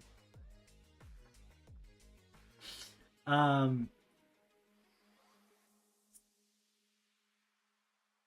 Camera Rod is getting stronger out of the shell and spread their wings. Definitely join fan art of this lad in their Evo. It depends on their situation for me. So there won't be any wilds or tempo that at their wild. No, no. And I kind of like that for Pokemon too. I'll say, as someone who wants to catch and fill for the decks, I'm glad that I can like run out into say Paldea and find a flying Garchomp, and it looks insane. Or a Magnezone, for example. But I liked in the old games, at most you could find a Gabite, right? And then you're like forced to find a rare Pokemon and evolve them. It just makes those creatures feel stronger in the overworld. But from a logistic and ecological point of view, it's like, oh yeah, they'd be rare anyway. But it is cool to see like, the parents around their kids, right? For example, for like a Litleo. So the way I think I'm gonna do it is two-stage Zotempo can probably be found in the wild, but you will likely not find a third stage Evo. Um, let's see. Shorts because of summer, but pants all other times. Gotcha. Behold my magnum opus pants. My magnum O pants. Imagine this guy just jumping around like a grasshopper. Aw, pants are love, pants are life. I need the freedom. I call it commitment fraud. That's a funny way to put it. I want to develop a fake Mon region based on the Netherlands. I haven't got past the protagonist yet. Don't worry. Just take your time. Would you have to break their mastery battle? No. I don't want any kind of violence in that way. But Nightcrawler's pants, then what will the clothing be? It's probably like a cloak. I really want to lean into a cloak kind of angle. This man's a real professor. A flying Garchomp? Where is that? I don't know. It's in one of the games. I think we saw it on stream, right? Unless, am I thinking of Legends Arceus? One of those games. I remember I seen one and I'm like, that shit looks so jank.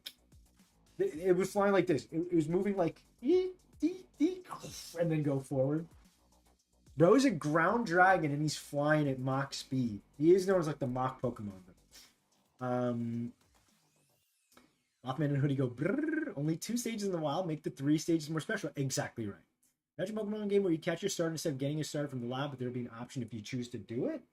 Yeah, I like to give options and stuff.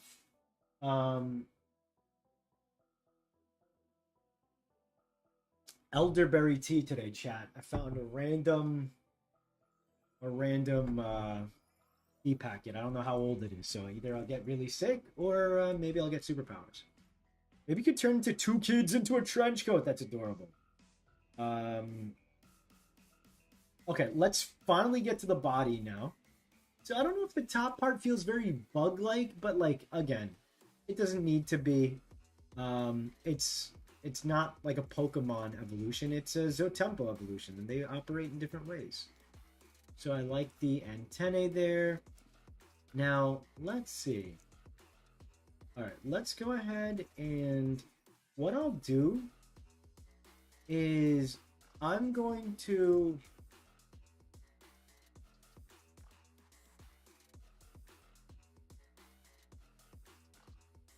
get the legs because it's segmented like a moth. It may be a little. Yeah, it really is Toad School vibes, right?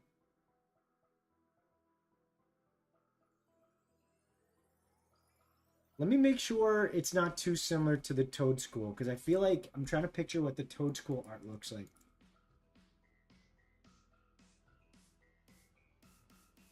Toads and then cool. Toadstool. Toad's cool. Isn't that how you say it? Oh, it's toad like toe. Oh, actually, this art looks very similar to... Holy shit. Where do the 3 stages appear? You have to befriend it. They don't appear. I don't want to give it to you guys for free. I want you guys to earn it through love and affection. Back in my day, in Pokemon, you earned your pseudo legendary. Alright? I'm going to have you guys earn your Zotempo.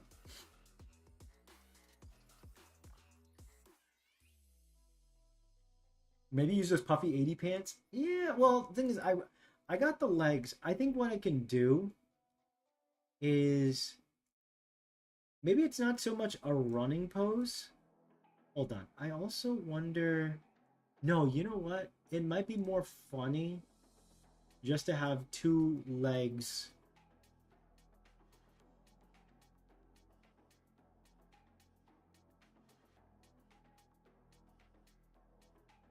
Okay, I'll give three segmentations.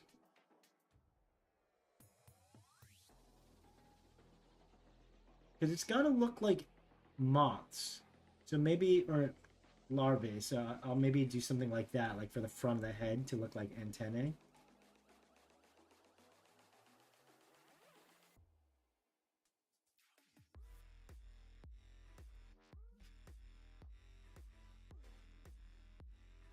It would be cool if the third stage is a rare field boss. Yeah, maybe. Maybe. Oh, I did picture, because again, I'm so inspired by Digimon in many ways for this. Seeing that fight of like Greymon, as large as he was in like Tokyo or whichever city in Japan. I forget if no, yeah, it is real world, right? Because you have America and stuff. Um, I really like that imagery. It felt like impactful. Um, that really inspired me. So I'd say that. Ooh, what if he's like doing like some sort of flying kick here? So I can imagine, yeah, you couldn't catch them, but like the Zotempo that kind of break free from their spirit world that are causing mayhem, they are probably found. How do I make it?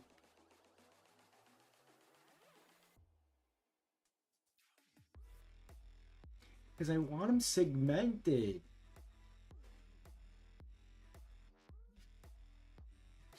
This got even better. What if it's a bunch of larvae mimicking eggs? No, it doesn't need to be that serious. Maybe it's doing hammer time. Whoa, whoa, whoa. Maybe you could walk on his antennaes. I'm confused. If they don't show up in the wild, then where would you go find them to befriend them? Still trying to figure that out. But the main idea is that you need the spirit camera because you can't see them outwardly in the wild. The way I've kind of implementing them now is that there will be essentially wild areas, um, where that you would go into that they're like dimension kind of leaks. And then there might be moments where in the overworld, maybe where you're exploring like breakout domains of like Zotempo happen, where you're kind of caught in almost like picture like a rainstorm, but not really rain. Um, and there'd be a whole bunch of Zotempo that'd be out there. And the way I pictured it is like, again, I'm a person. I'd probably have like whatever indie tiny little team. We're not making an equivalent to um, Pokemon, which is a freaking $1 billion company with as many resources, and even them, they don't get the resources and help they need to make a game, right? Maybe it's a simple pose. Maybe it's like this. Maybe it's literally just that. Um, so I picture it like they look like spirits, right? Just like a real, like my very early on, I mentioned like I could see it like flame kind of orbs that represent Zotempo in the wild. And then you have your camera potentially if that's the direction I go for the capture device. And they more or less kind of like back in the old days, right? It's like a nice mixture of Pokemon. Where back in the old days, you just run around and then you trigger a battle, right? But you would never see what the creature was until you loaded in. This time, there aren't random battles, but you would see kind of like Let's Go Pikachu and Eevee. You would see some sort of creature on the screen. So maybe if you saw like a red colored creature, it'd be a high level Zotempo. And then you run into it, trigger the battle. You know? She's doing the jig. Oh my god. Alec, if she was here, she's been wanting someone to do the Irish jig forever, and it's finally happening. Yes, slippers. Yeah, that's kind of what it looks like, right? Greymon versus Powermon was so cool. I know, right? Odaiba. Copy. Literally the best thing I've ever seen. I know the event in franchise is called Odaiba Day. Gotcha. Just little baby moth larvae dancing in their pants and slippers. You can make it that there are anomalies of sorts that hints where they're at.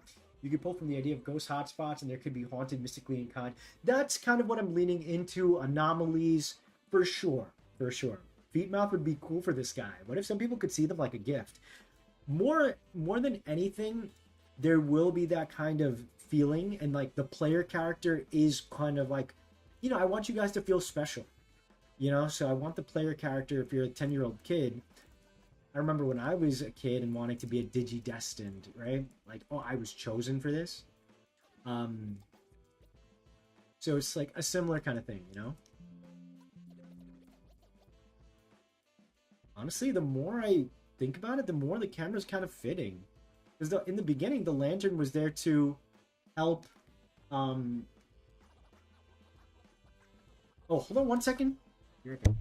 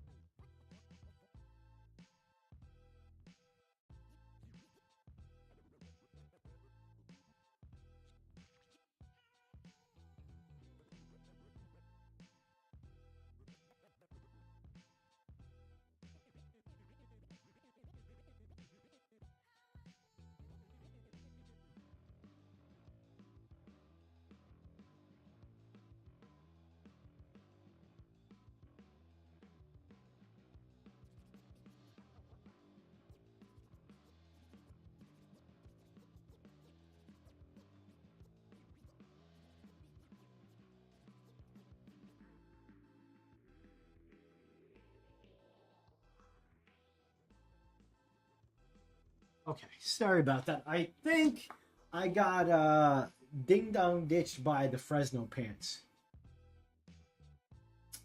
Let's see over here. No, I thought I could have sworn, and maybe you guys heard. I mean, maybe I misheard it, but I could have sworn I heard ding ding ding ding ding ding ding. I was like, what the hell? And I bolted outside to see if I could find, um, you know, but no one was there, so. Oh, we're talking about encounters? I'm still thinking about pants. Cool idea about encounters. Thank you. Here is the foretold day of legend. You can see things in the world that looks like in pictures, lens flares, and things like that. This would be like Contumelia from Ben 10, where their eyes are to lower dimension to see true forms. We're special. Pants have kidnapped Bonnie. For a quick second, I thought that too. This kid, I want to be Digidestined more than Pokemon trainer. Me too. 100,000,000%. Remember to like and comment. Exactly. Thank you, Kofi, for that. This dude in J's? Yeah, man. I got my I should put on my J's right now. I should put on my pants. Should I go put on pants? I'm wearing shorts, okay? So it's not like I'm not. Pants shall take over the channel. New mascot. Pants rule all. Hail the pants. Honestly, I'm in for the pants mascot. Oh my god, I'm gonna print screen this because this is like the funniest thing I've seen in a long time. Hold on, I want to frame this.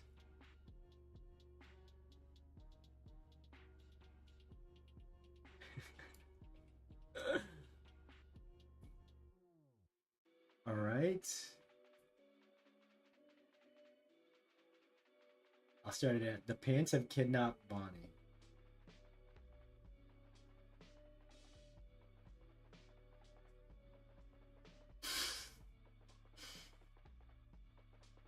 Hear me out. Pants merch. Um,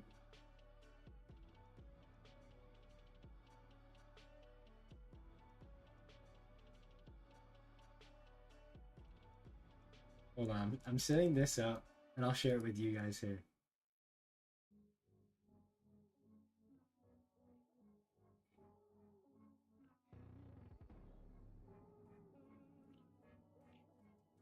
And then we'll get back into art.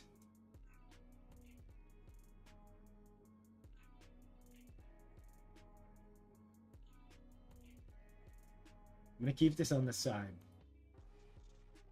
It'll give me a good laugh on days I'm sad. All right. Bonnie agreed to do pounce. Now look at the monsters created. How common are these guys in the world? Yeah, probably no more common than like, you know, your usual baby forms, right? Literally will themselves in existence to ding dong ditch him, pretty much. I would wear pants burst around this for tempo. Or Zo tempo, I should say. Now I need a jar for Po tempo. These sweatpants based off this guy? My god. Yeah, he's like the swaggiest character by far. Alright. He's just showing off his little feetsies, right? The rendering of this design goes harder than like anything else I've done.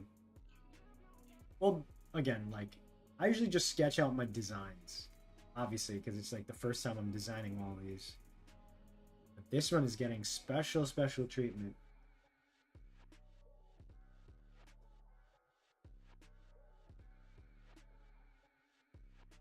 That's why I said very early on, I could design characters that I expect to see as the mascot, and at the end of the day, you know, merch and all that kind of stuff is like denoted by the will of the people.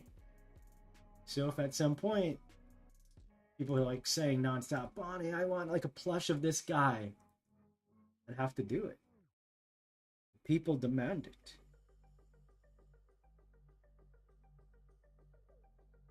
A little figure of this guy would be cool too.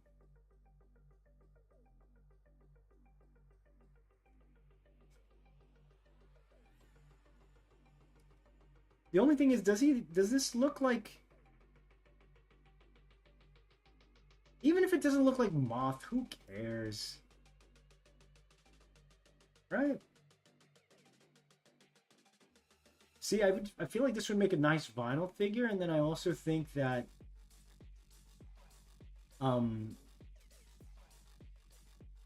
like a plush wouldn't have the same texture that I'm picturing, but like who cares? This guy gets to like hang out on your bed. He's got to cuddle a pair of pants larvae moth thingy.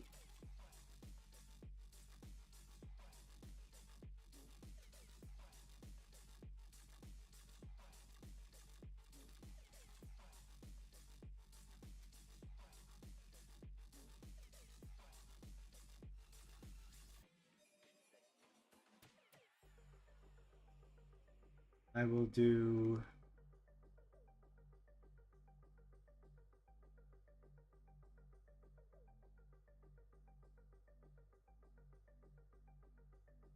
perspective is a little off, but that's okay.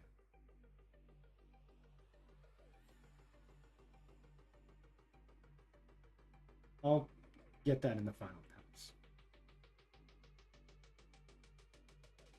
Yo, apparently in Overwatch, they're doing a collab with Transformers. So exciting. Even though I hate playing Overwatch now.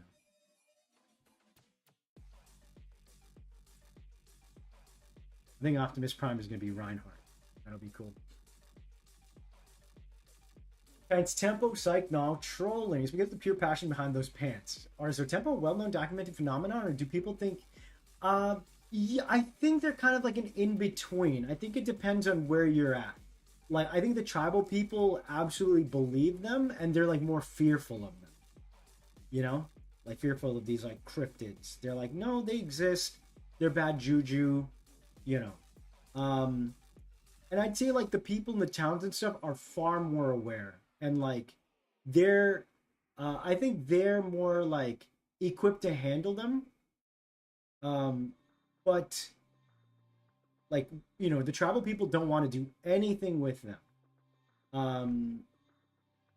Maybe because in the wildlands where they live, they run more rampant because there's more free space and stuff. And where, you know, the castle folk, like townsfolk of like the majority of people where like outside of the tribal lands, like they're like settled in. The Zotempo don't really settle around there, right? There's just too many people and whatnot. As I've kind of hinted at, there's kind of like this bad blood between Zotempo and people. And I'd wager that the Zotempo are probably more afraid of people than they are like vice versa, right? Alright, now I want to mess around with the size of these things. I think, yeah, smaller head, I mean, bigger head, smaller legs, right?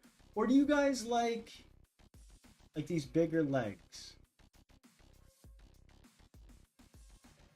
It's not bad. Now I need a plush? Hell yeah. Pants plush would go hard. Exaggerated swagger of a teenage Zotempo. Just imagine the scarecrow put tempo change. No! Tis a larvae. I'd say it looks like one. So what would be the domain for Mr. Long John? Oh, it would be cryptid. It would absolutely be cryptid. Cryptid and maybe gothic. Do I have cryptic?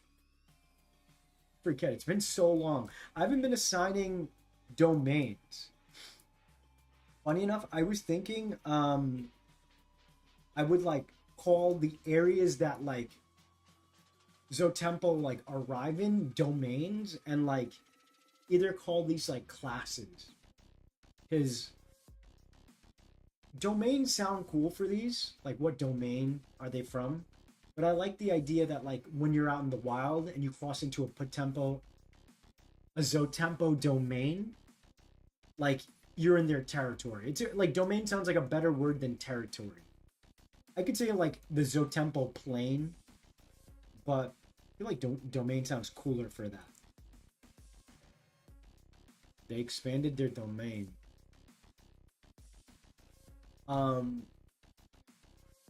Was it intentional for the mask markings to not be as symmetrical?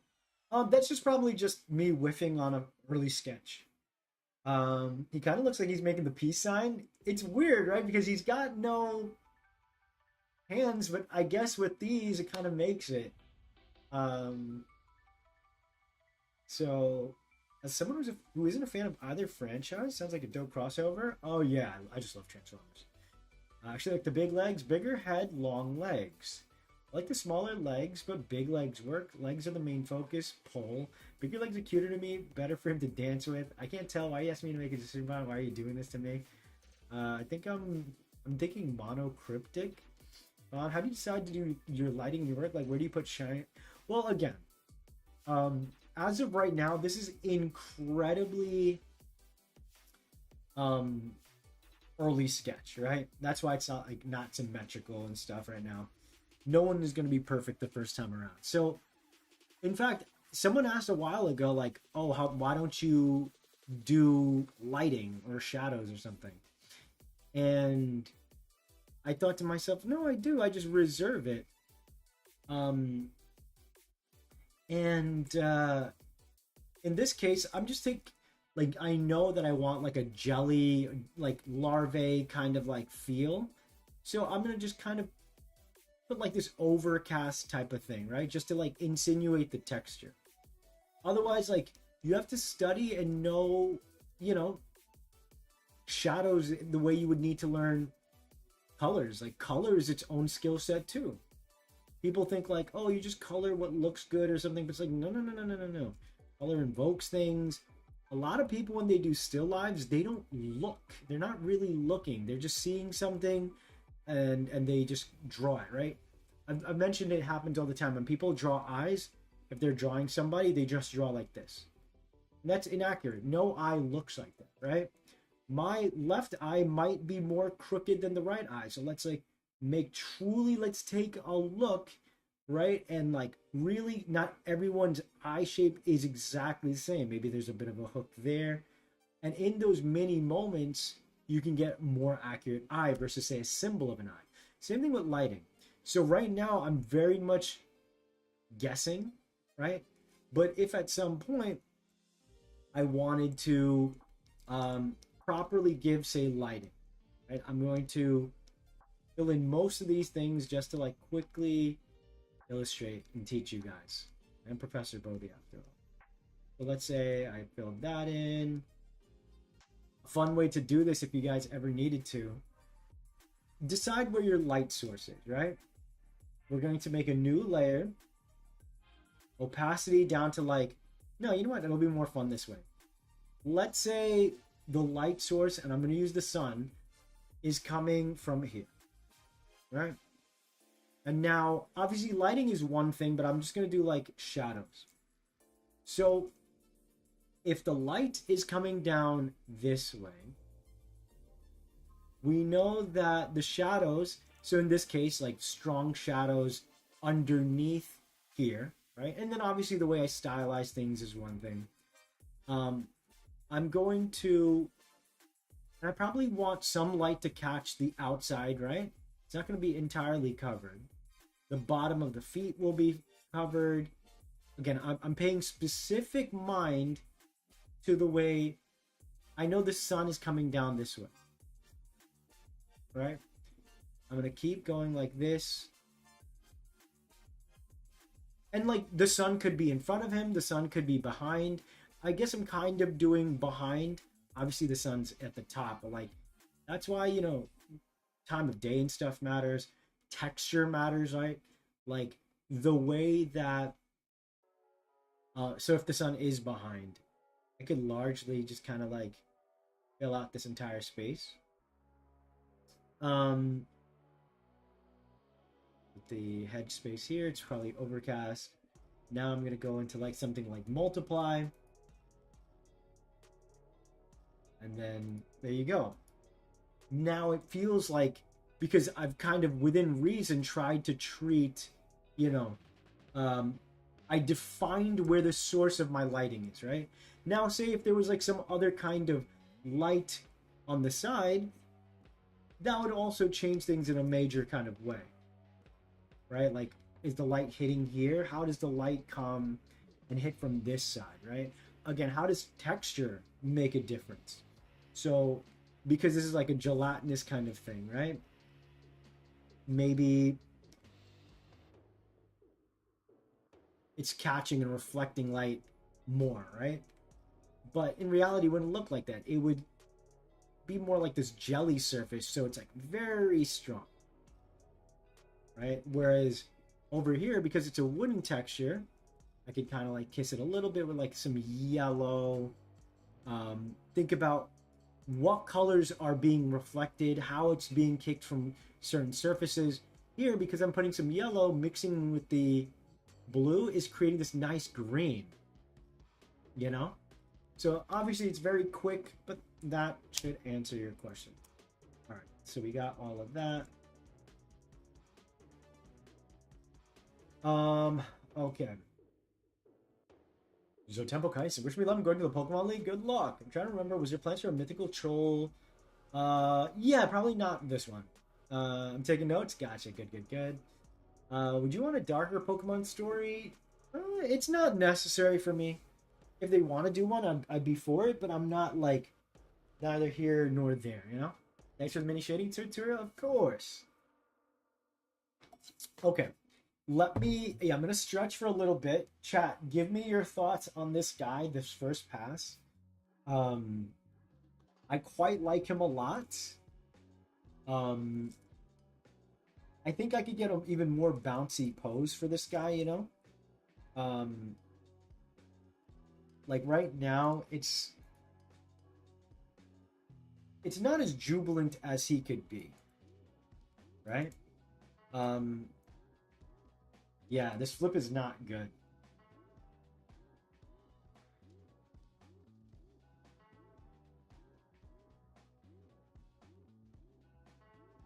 Let's make him look a little happy.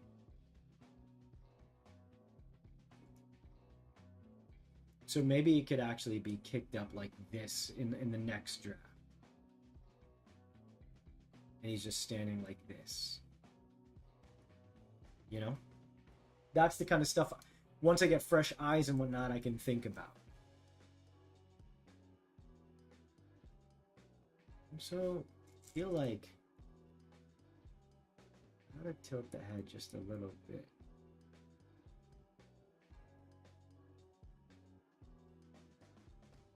I like the idea of the segments getting bigger as it keeps kicking out.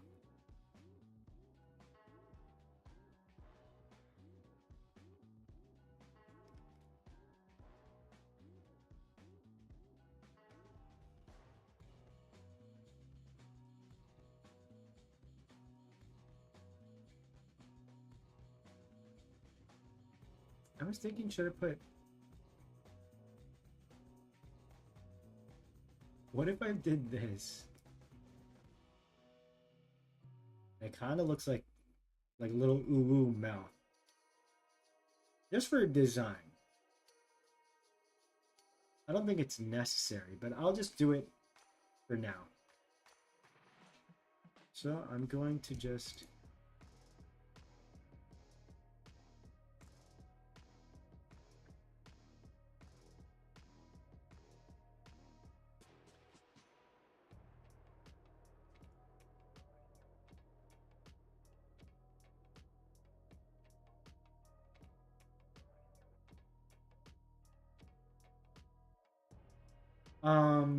Joyce legit.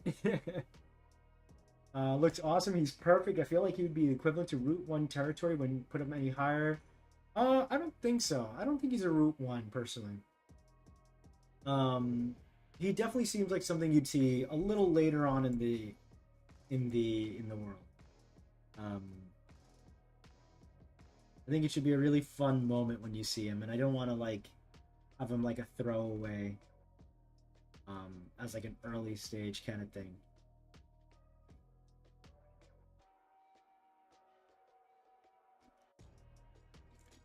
Who knew I was gonna draw pants today? Excuse me.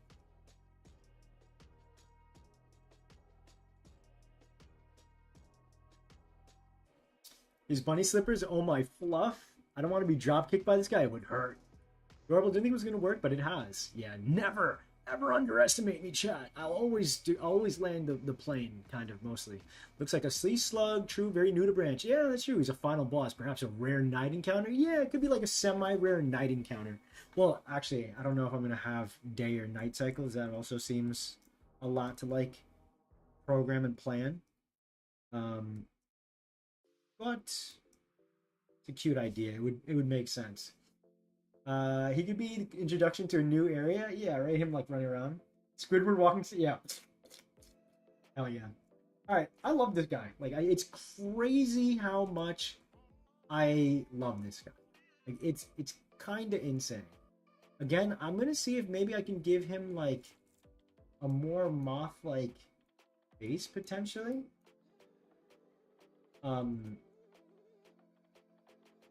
Actually, let me see. Maybe it's smaller. Yeah, that's better.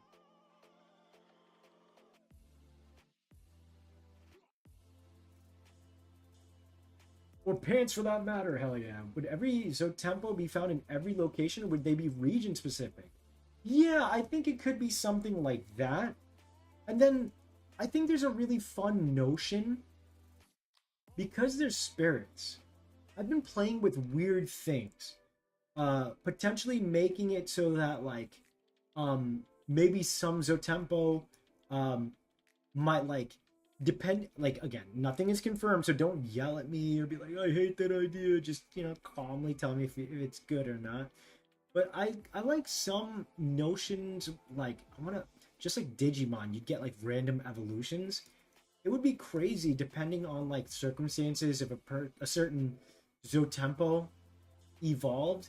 And because they can evolve and devolve, maybe like within certain families, you might be able to like evolve your Zotempo into another creature.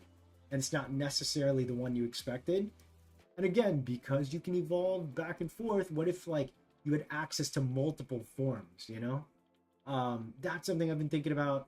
I definitely like the idea again, because it's kind of like a roulette system where you outwardly won't see, Zotempo out in the field, right? It's like more like traditional Pokemon encounters. But again, it's not like blind entirely. You know what spirits are flying around by the color of their rarity. And I'd probably do one where like if you saw like this like special color for shiny, you would at the very least know, it's a shiny chance. Um but um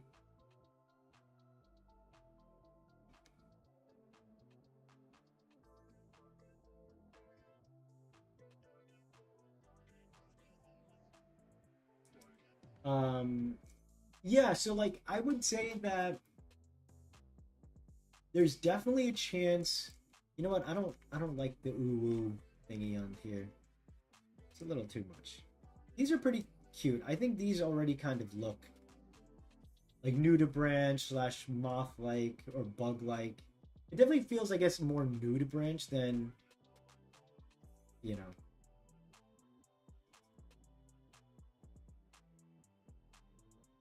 So I do like it on the bottom though. It adds a little bit of interest there, right? Oh my god, I haven't even gotten around to Mothman. Isn't that crazy? Still got a whole Mothman to do. Um, oh, make his antenna fluffy. Yeah, it could be that, right? How many American cryptids do I have so far? I'm not sure. This guy in regional variant, he would be doing the salsa. It's true. There'd be a man-made lake near me that got a horror movie based on it. Oh wow, they flooded a town to make the lake, so it's about people from that town coming back. Wow. Oh, wing-like antenna. Yeah, that might be it. That could be it. Um. Ooh, you know what? What if it's more? And it could still be like cute. I still want him to kind of be. Oh, chat. That's gonna be cute, I think. And what if it is like black? Oh my god, this really is mascot territory somehow.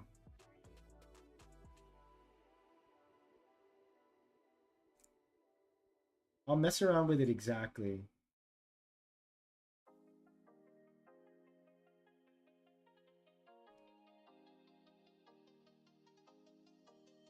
Maybe something like that could be really cute. And you know what? I'm gonna scrap this.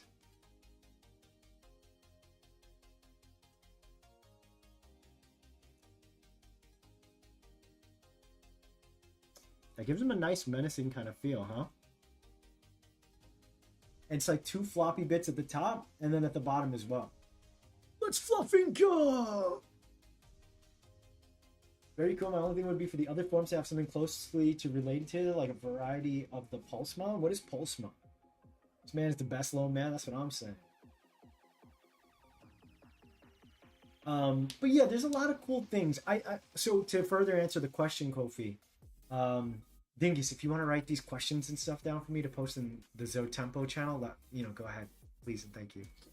I would say that I like the idea of like random chances where like you might be in the, and because they're not true water creatures or grass creatures or earth creatures, you know what I mean? They're like spirits at the end of the day that's taking on the form of these entities. They're not animals, they're Zotempo, right? So I'd wager that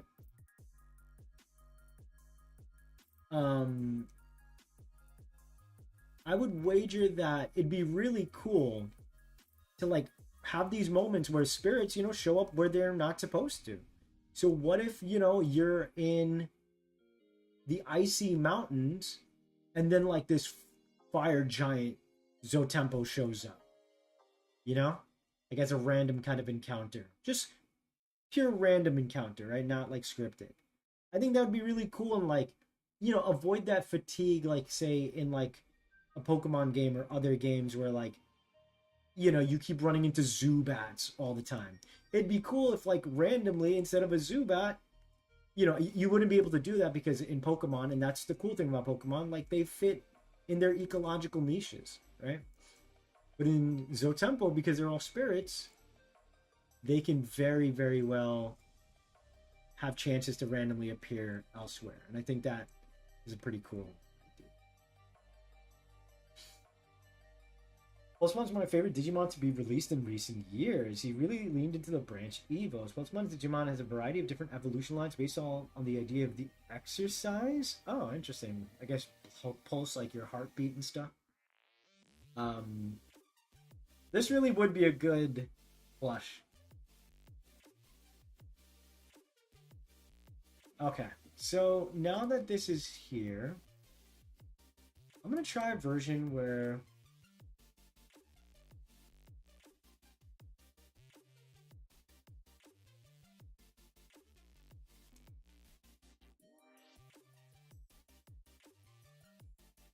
no, bigger legs don't work. Smaller legs are cute, but maybe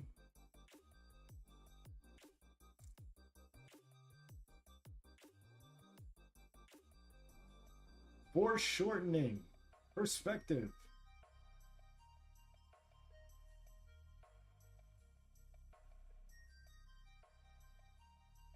Honestly, I think I do like just this regular size. I think I nailed the size right away.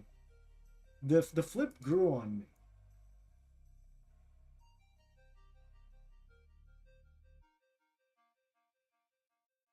Oh, chat. I'm gonna kick this to overgear. I know how to make him even cuter. I'm gonna tilt the head even more like this.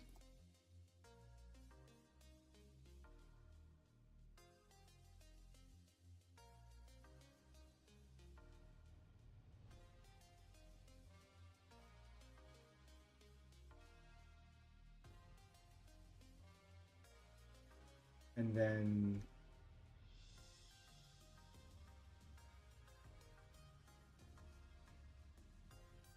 what if we hit him with the wing?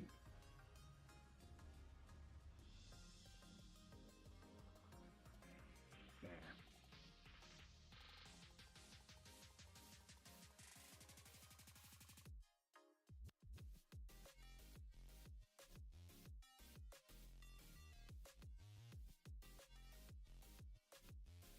Mothman is like, where's my turn?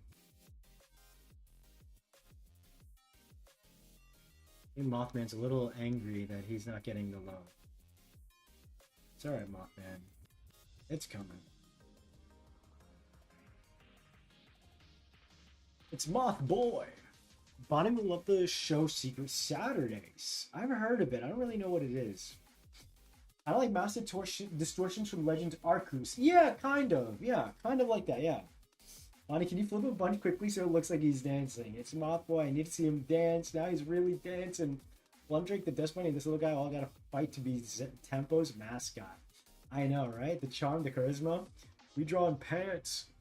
The furry antennae is definitely a fun lean into what's coming. And again, like I always say, with Zotempo or Potempo or Monsters, the evolution is the sum of all of its parts in its final form, right?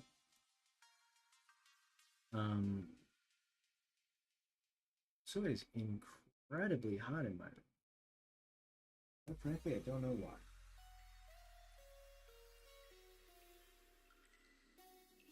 Okay, so Mothman is now the next focus. Do you guys know what the Mothman looks like? Do you want me to pull up what the Mothman looks like? what I'll do is I will put this down here.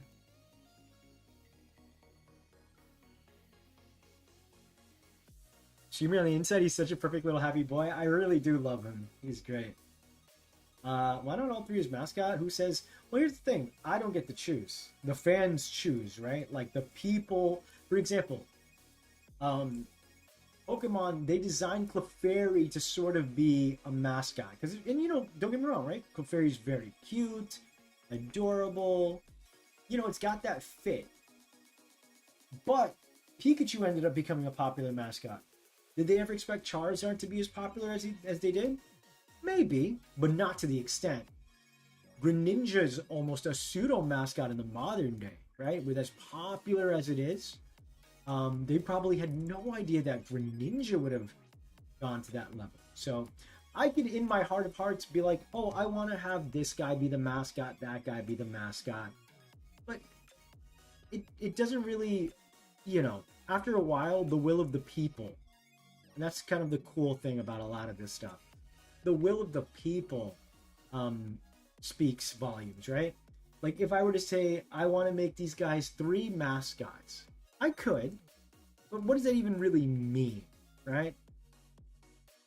I can work for a certain company like Geico and then say from an advertisement agency, oh, it would be smart to do like this lizard and he has got like an Australian accent, and you pitch that. That's one thing.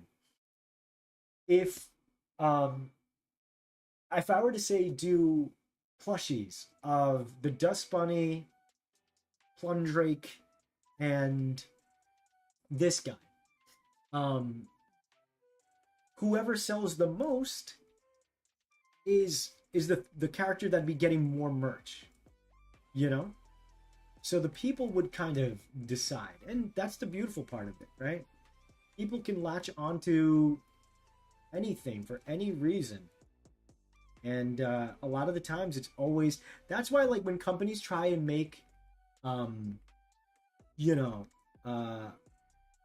memes and stuff, and they're trying to like get viral marketing, it never works because they're trying too hard, right?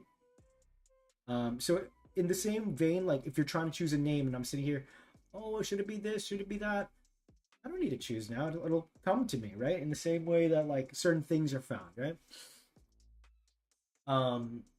But imagine Plundrake, the Dust Bunny, and this guy all in a stack walking around. This guy's the base. I see Plundrake is like the muscle of the group. This guy is probably, yeah, the lead, and the Dust Bunny is their little friend that they always protect. Mothman who? I thought we were just doing pants. Exactly right. Would you base it off of more interesting moth species? Oh, the Mothman. Yeah, it could be any number of real-world inspiration, but it doesn't have to be a true representation of that creature, you know? But, okay. Let's go ahead and get started. I've been trying to give my hand a little bit of a break. Yeah, the bias is strong. Find Bonnie's Pokedex. Beep, beep, beep, beep, beep, beep, beep, beep, beep. There's a lot of cool creatures I can choose to bring over. Some will be spiritually brought over. Others are brought over and changed a little bit. Others are brought over and changed a lot of it. But today I do have something right here.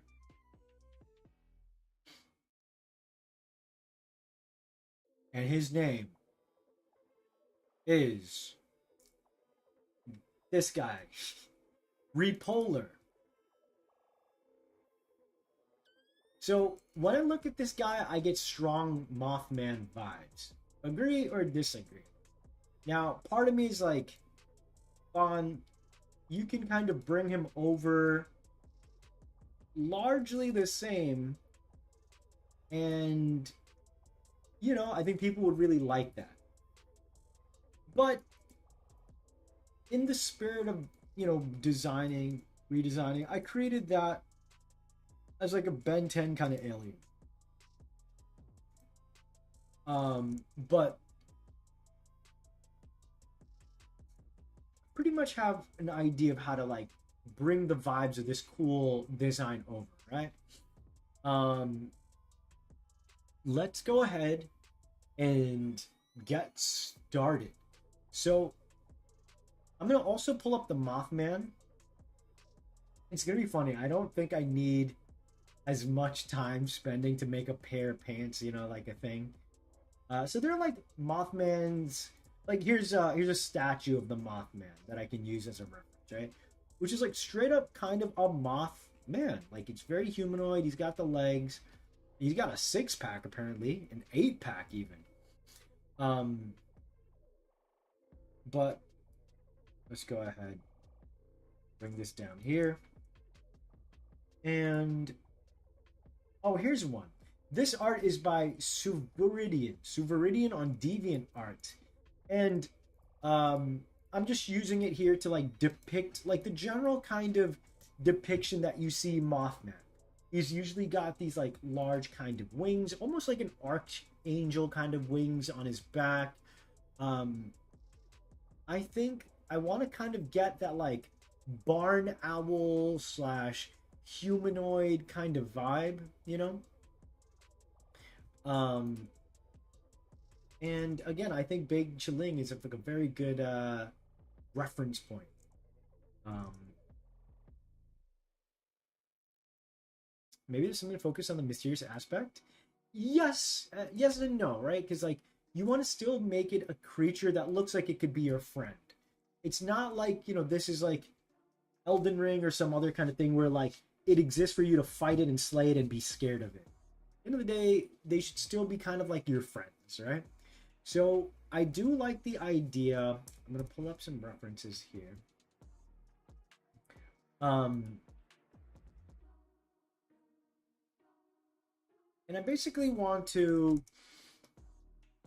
have that vibe um, that I brought over, right? Love this guy. I don't care if you saw, but I sprouted up a regional decidui. I think I did. Yeah, it was sick.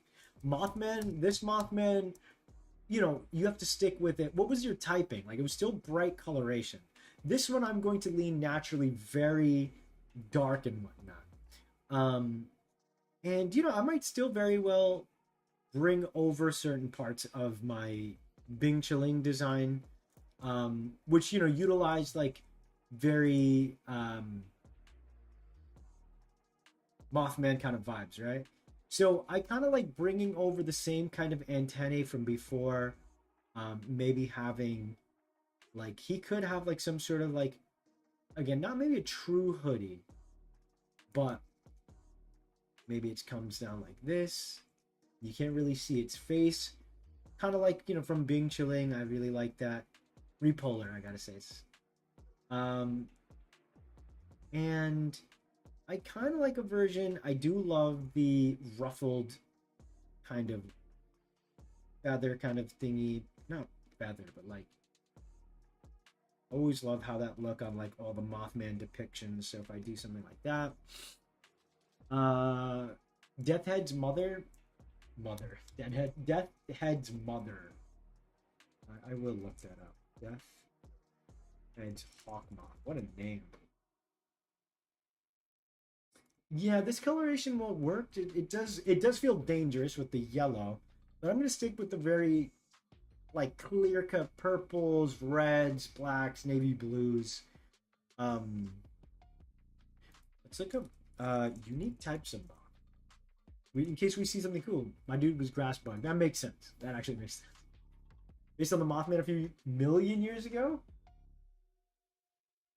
So I like potentially kind of. I'm gonna look at a few of these moths for reference.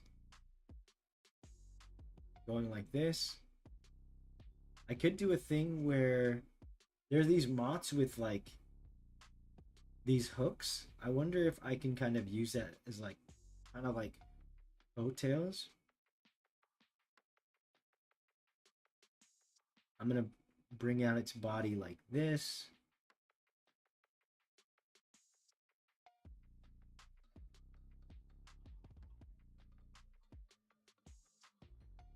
Kick its legs back, like a large insectoid might.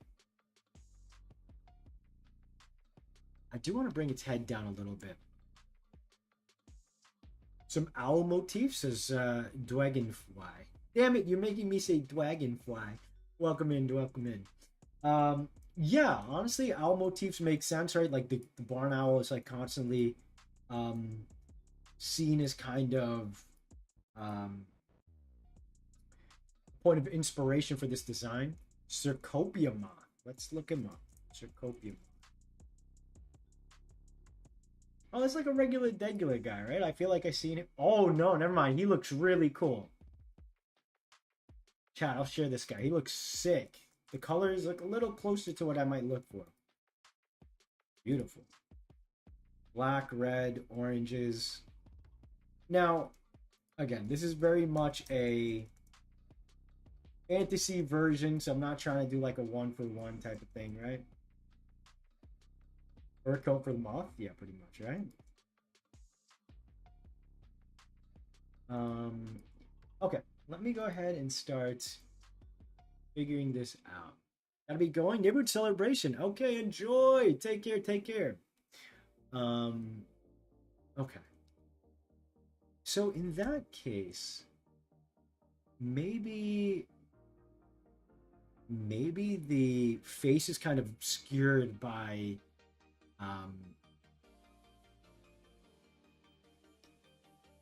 what do you call it? Like the tufts of fur?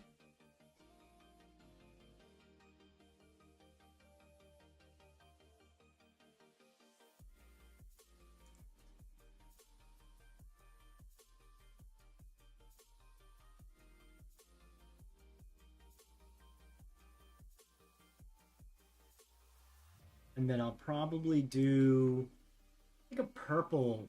Purple would work for the body. I think I want to give it like these blood red kind of talons for pop.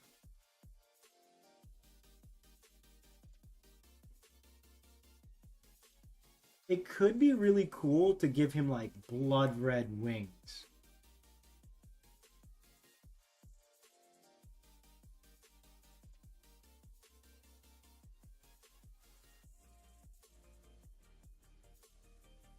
The purple hoodie. I'll have like maybe the antennae. Oh, you know what? I don't know. I kind of feel like white would look cool for the antennae. It's like peeking out. Or unless I do... Now I'm just making Volcarona. May the pants be with us all. Goodbye, Maria. Take care. May the pants be with you. We have to say may the pants be with you from here on out. Moth's fur is actually really long scales. Oh, okay, that's cool to know. All right, let's move the red away into a more. That's better. All right, let's see.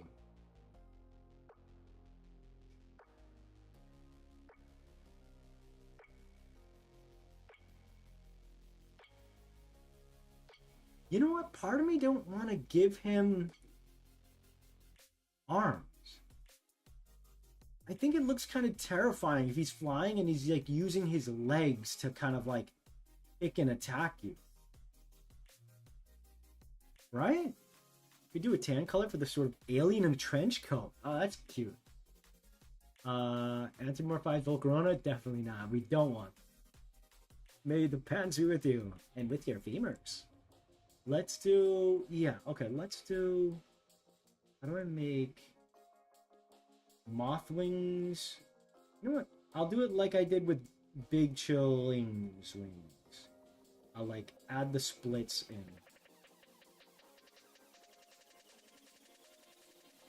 Oh, what if I made it like, kind of like Noivern? What do you call it when you got the arms up here? That looks kind of goofy though. Honestly, I don't necessarily mind no arms. I feel like that's unique.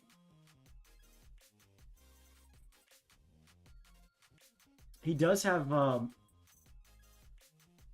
what's the Noivern vibes too.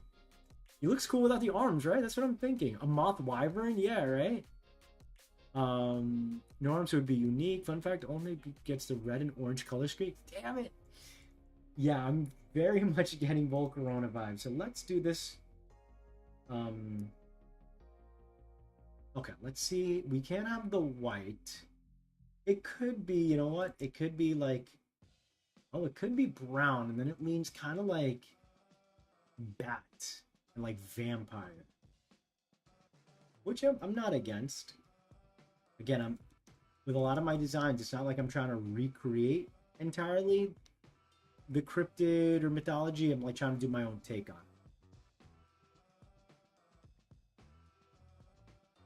Okay, maybe it's.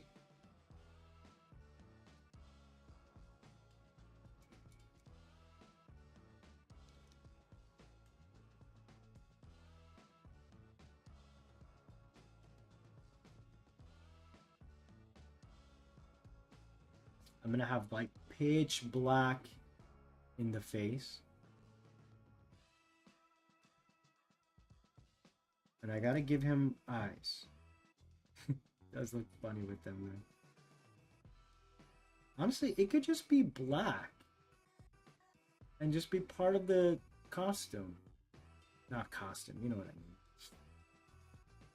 Lunamoths have cool spikes on their wings, kind of like long ribbons. Vampire moth, ironically, that's a species of moth. Mothman's a legend to appear before disasters. So he could have some future sight powers like Absol, true. They're invasive where I'm at. Mysterious. Um, yeah, let me look up. Um, Let me look up vampire moth and lunamoths. Oh yeah, lunamoths look pretty cool. I'll show you guys so you guys know. So here's what a lunamoth looks like. And then the vampire moth doesn't look as cool.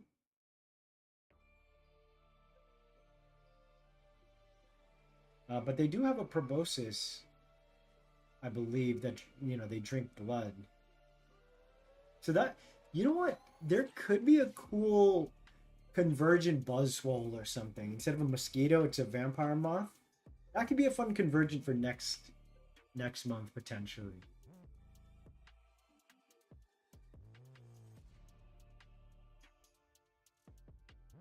And then of course the Cecropia moth, which we saw earlier.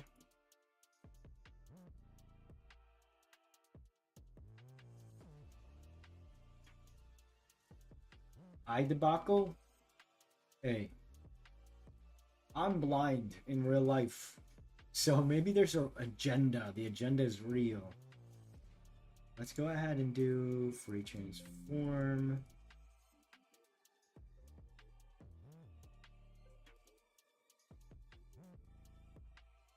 You know what? I will.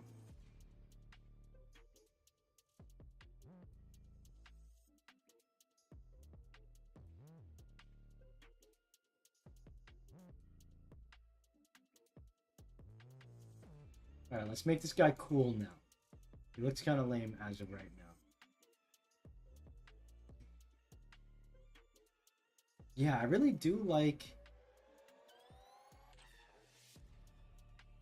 So I'm probably going to, because I've got the Bing Chilling as my source of inspiration, even longer wing bits. And yeah, like the thing is, these are Zotempo, right? Like they're not real creatures. They don't need to be inspired. I mean, obviously, nature can inspire us in wonderful ways, but you know, I don't have to necessarily look at a moth and be like, this moth has this thing, therefore, you know, it has to be this way or that way, right? Blind agenda, yeah. I mean, I have a horrifying degenerative disease that has ruined any confidence I could gain. But it's okay. It's fine, I guess. My point of inspiration is myself. I kind of like, yeah, he feels like very owl in the lower half.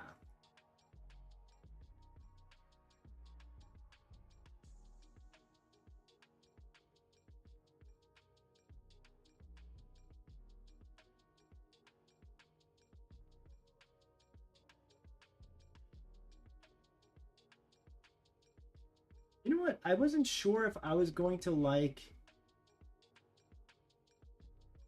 um I wasn't sure if I was gonna like the no arms. Like it seemed like a cool idea, and it's still holding true. I think it like makes him pretty unique, you know?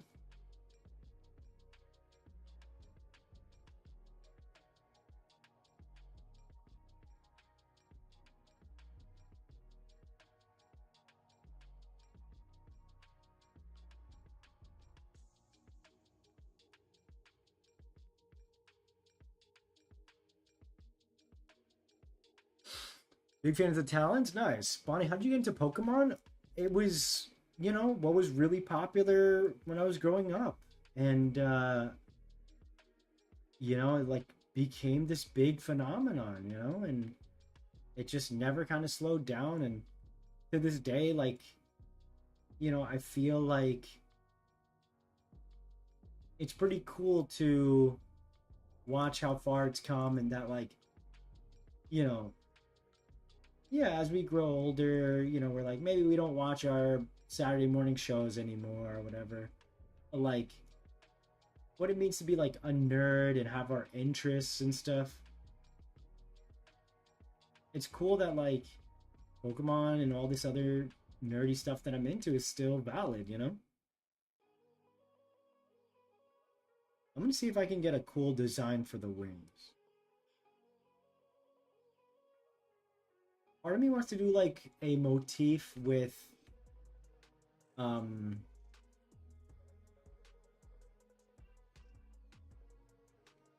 um maybe with eyes, but I don't know if that's like too obvious. I like these pseudo coattails. I'm not making them outright coattails or anything. That's not like...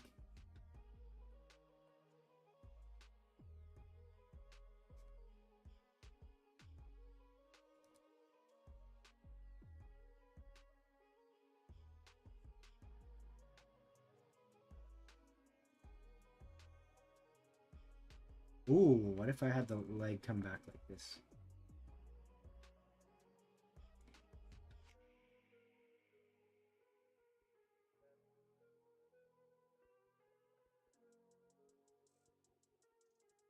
I'm going to use the same color as the wings for the talons, like I said.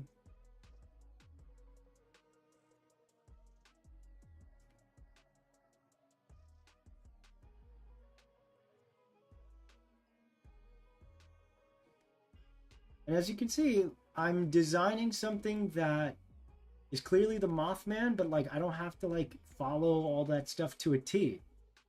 You know, I can certainly do my own version and whatnot, right? Yeah, I kind of want to give him a more traditional kind of body.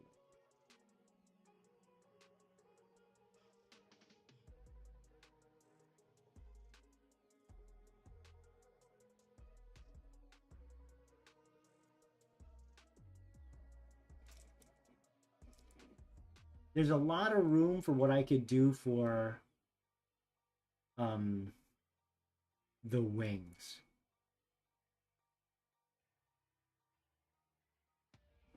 I want to experiment.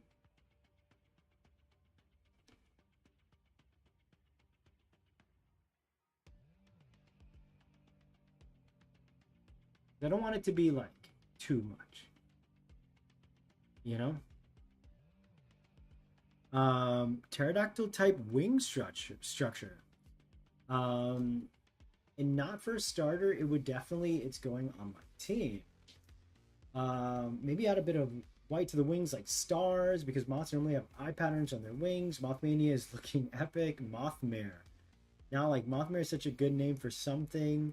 Mothoman. Ooh, I like Mothoman. It's fun. Maybe the wings make a face. Oh, I like that eye pattern. Thanks. I mean, it's all, you know, placeholder. There's like any number of patterns I could do. It could be cool to have something like this.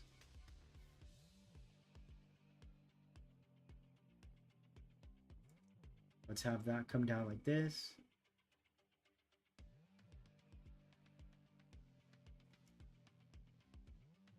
And the black is framed really nice by like the red of the wings, you know?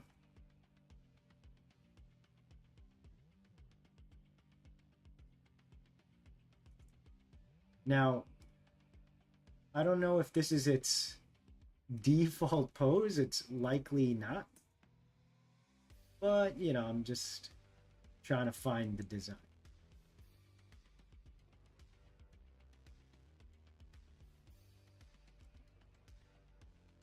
And while it seems obvious to go the eye route,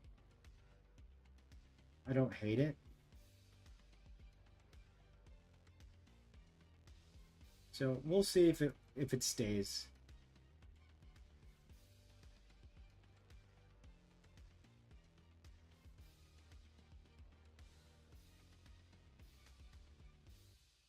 And then, like I was saying, I kind of like if there were breaks in the wing.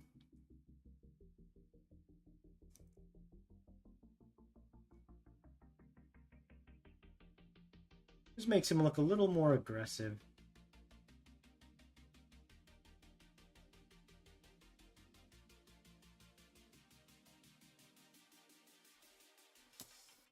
What if the MOTHMAN evolved into our Mothra-inspired creature? No, we were saying earlier I don't want to do that. Or Bactra-inspired, maybe. My personal pants came out of a shell spread and swinging some magnificent Mothman. Mothambra. Ooh, Mothambra. Moth? Omen Umbra. Oh, Omen Umbra. Mamba. Mumbra. A lot of Mothman references I've seen is where it's doing the Batman having his cloak closed. Yeah, I like that too. Hey, they're also really cool design. Thank you, thank you. Mothcarade. Oof, that's a good one. Speaking about Batman, how's everybody feeling about the Amazon? It looks really cool. It looks really cool. I do want to check it out at some point, but I still have to watch The Boys on Amazon. That's what I should do. Part of me just wants to catch up on a lot of film, though. You know? Alright, so now how do I do...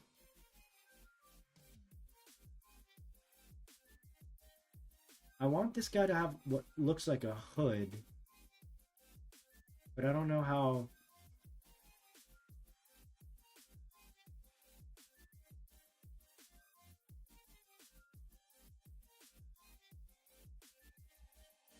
Okay. Should he have antennae? That's kind of another thing, because it's... I'm gonna say no for now, which seems sacrilegious. But only because there's a lot going on in this pose. Like, I think he does need it, but I gotta figure out how to...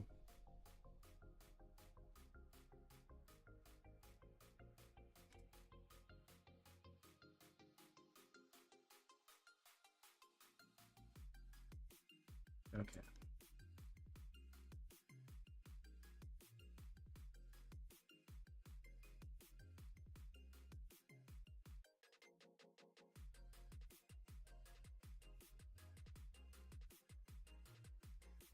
He does look really cool. Like, of this version...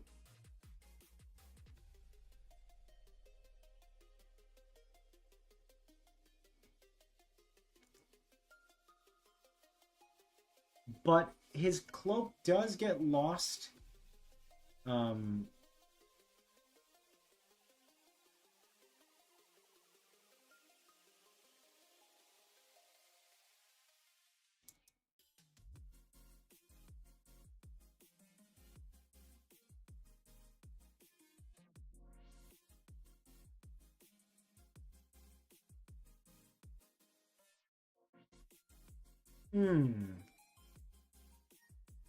How do I get...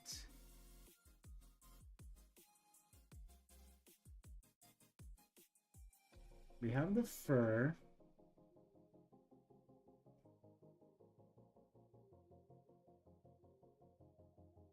I mean, you know what? It's my take on it. It don't gotta be... He does look more like a bird and not a moth.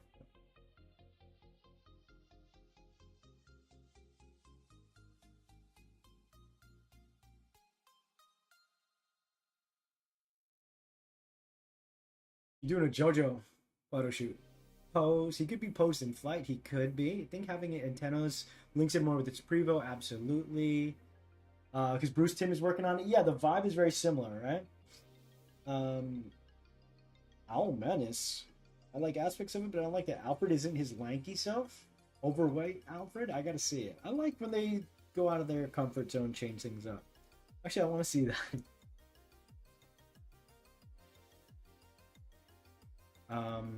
Amazon Prime Batman show.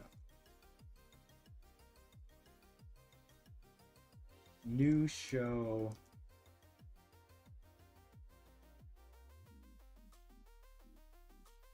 Batman Caped Crusader. Cool name. Caped Crusader Alfred. Let's see.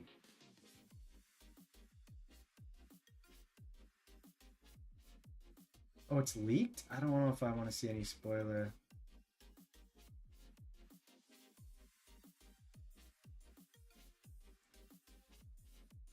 Oh yeah, Alfred's a big boy.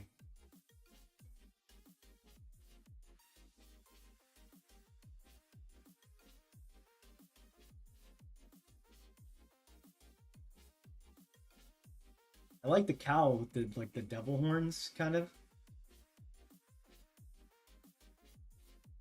I think I'd want Alfred just to be a little more gray. But anyway.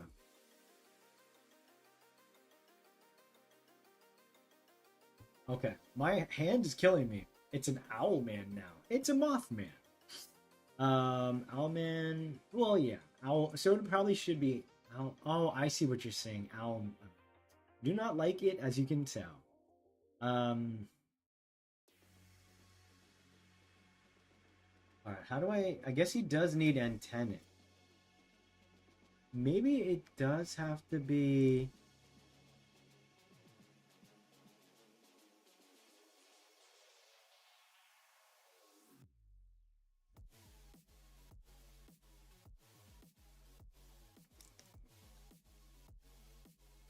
Ooh, what if he's all in black?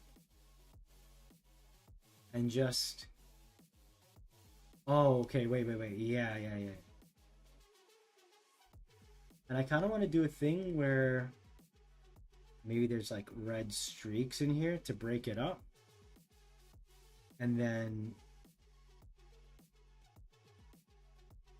He's wearing like a cowl, is what that is. Not to mention, a lot of times people say it's like a barn owl, so that's kind of a reference to that.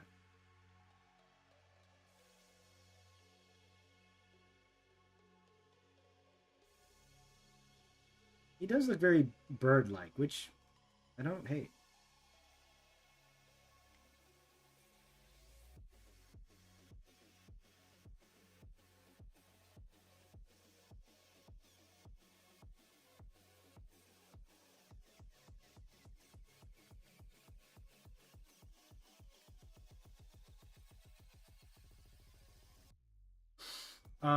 It's awesome. Thank you. Maybe antennae could be its brows. Yeah, it's kind of what I'm trying to go for.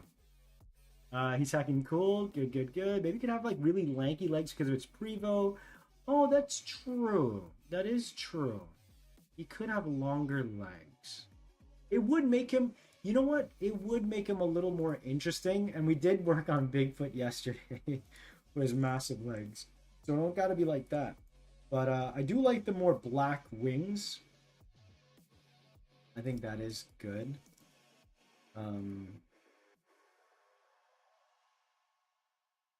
Let me do... I do want to start calling it soon because my hand is killing me. I put so much detail and effort into this little guy.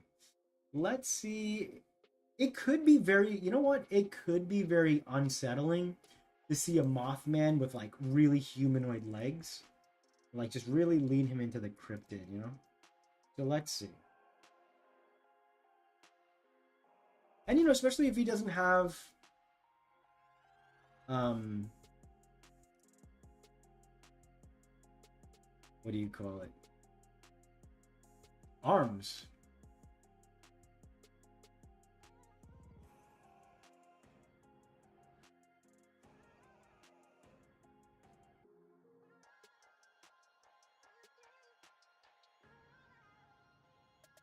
Something like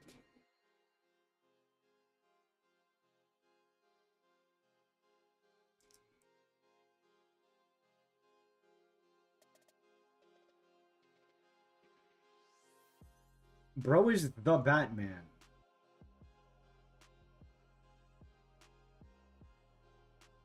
Dun dun dun dun dun dun dun dun dun.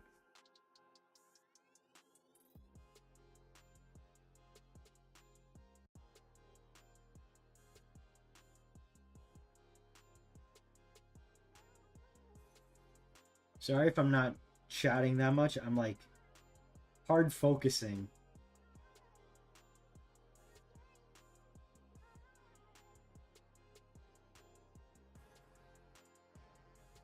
I wonder if this guy needs to be like a third stage because he feels very developed. So,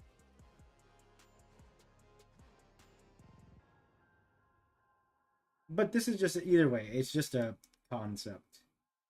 It's not like anything is confirmed or anything.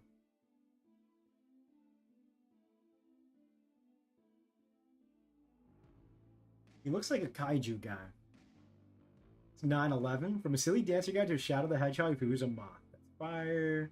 Dance must return. The Batman is a different iteration, but I love that. I love the Batman. So good. Why can't he be a two-stager? Because, no, I mean, as of right now, he is. Um,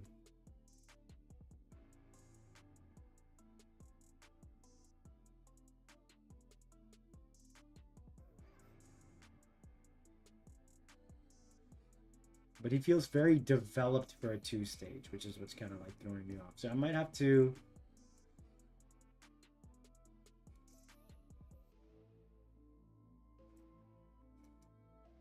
I could make him more bulbous here, actually.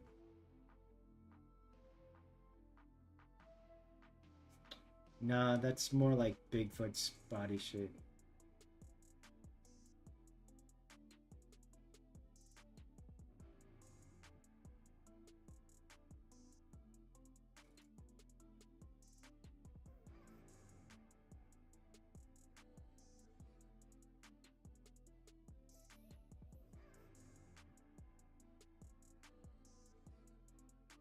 Yeah, he's gonna need some more work, but I think this is like pretty cool start.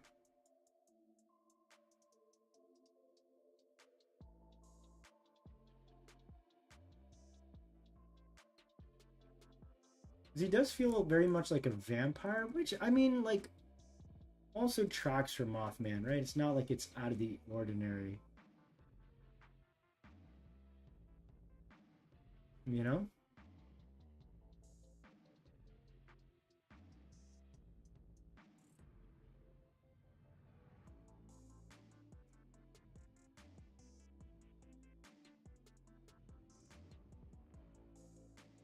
Yeah, he seems like too human in this take. So, Joker in that, I like the other legs better. I think so too.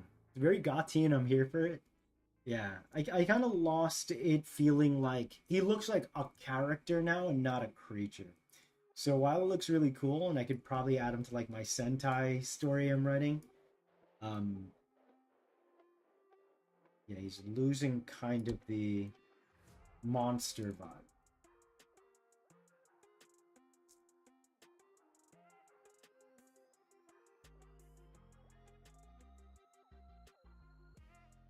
I mean, that pose was sick.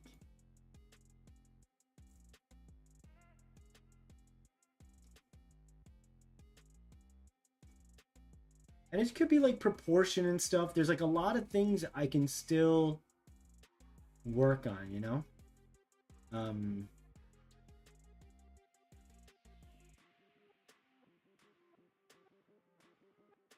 a lot of seems like D&D campaign one day. Like I was saying the other day, I ran a one shot for my friends and it went way too long and I felt so bad because I felt like I wasted everybody's time and stuff. They were kind, you know. Like also they did a lot of RPing, but I invited a lot of that kind of stuff, you know.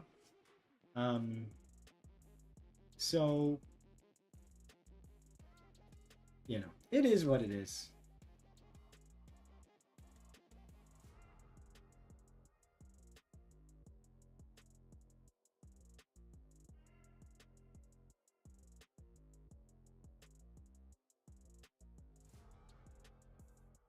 Oh, that looks better. And then maybe it is like that.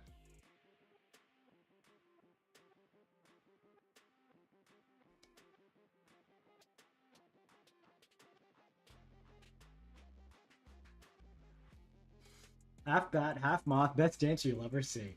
Looks like a great horned owl. Bunch, yeah. Mm,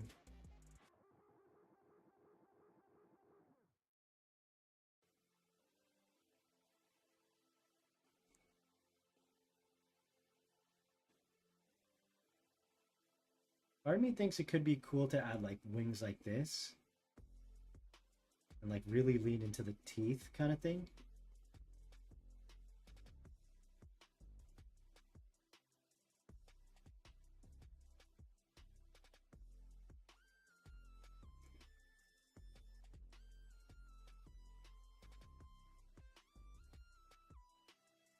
An owl man, owl, maybe, but like I said, I don't really like to talk about that because I don't ever want to promise anything because I don't control that stuff, right? Um, and there's just so many things I have to get to if I ever get lucky enough and blessed to make anything like a reality. So I'm putting the most important things to me personally in this one, and then you know, whatever happens, right? You guys sharing these and getting the word out and stuff like makes everything all the more, you know, realistic, right? Or like feasible.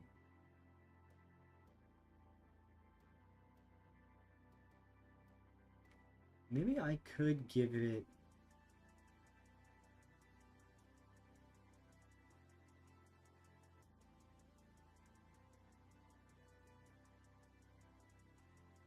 But it wouldn't be a priority to me. Owlman or whatever, like, I don't think he's as important in the big picture compared to like so many other mythologies and stuff I have to get around to. Um, Mothman's like a pretty iconic one, and I felt for a while I didn't have a lot of what do you call it, like Americana in my game, so it felt right to like um, you know, do something like that.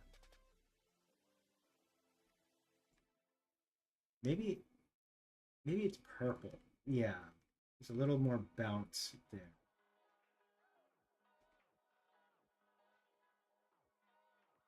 It's a good place to probably leave this design.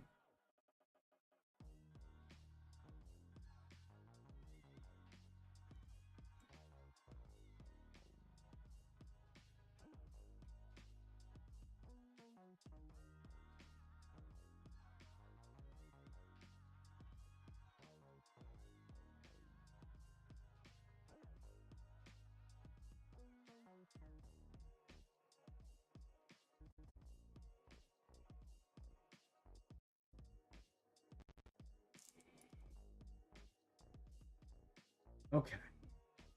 What do we think about the design as I start to wrap things up for today, chat? What do we think?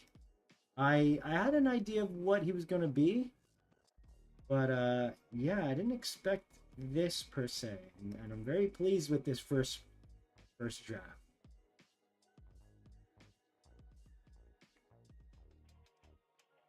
I gotta see if I can make it just a little more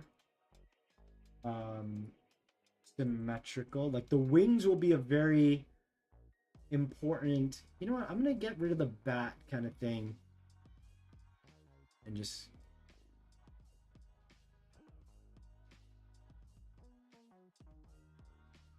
Yeah, there's gonna be like many different kind of permutations I could create, right?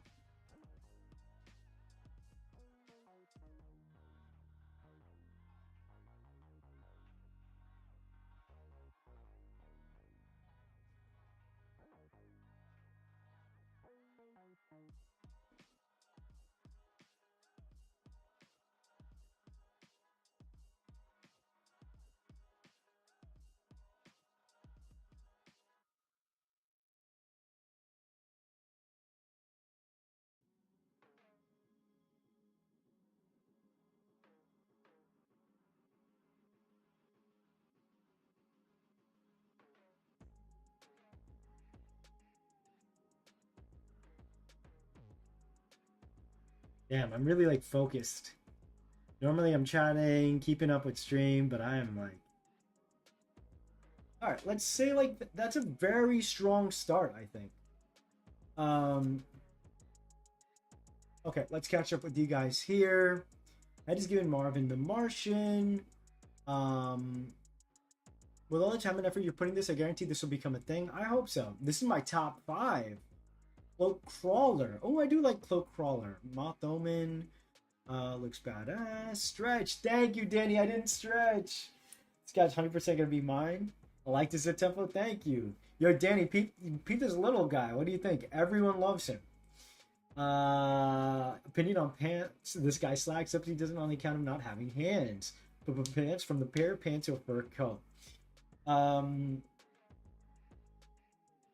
Let's see. I mean, I like the silhouette impact a lot. The eyes on the wings wicked, as well as the jagged bottom wings that look like teeth. The pants look a lot like shorts. The second one, that's less so. It's a crazy story. But I'm gonna go through all the comments here because you guys really made me smile. The pants have kidnapped Bonnie. As a kid, I wanted to be digitested more than a Pokemon trainer. Okay. I guess I'll format this just to I want to keep all the pants talk here. Remember to like and comment. Imagine this dude in J's. Pants shall take over the channel. New mascot. Pants rule all hail the pants. Honestly, I'm in for the pants mascot. All in favor of pants mascot. Say I. We need a shirt to be its counterpart. I got ding dong dish by the Fresno pants. Oh my god, this is such a funny thread right here. Yeah, the people have spoken. They love the little pants guy. Legs, I see. We convinced Bonnie to make him. You guys gave me a prompt. I decided to give it a chance, and I made it happen because you guys are my sweet, sweet babies. Let's see.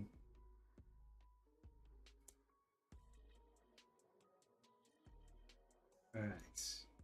This is really cute. This puts a smile on my face. Yeah, the Mothman thing is really sick. The fact that pants has meaning is super cute. I know, right? So the idea is if it's Mothman, I wanted the first stage to be kind of like larva. And I was looking at the larva and they extend a bit. So I thought like I could create like larva-like segmented legs for the Fresno. This is what the Fresno people look like, the ghosts, you know? They look like walking pants. Here's like the shot.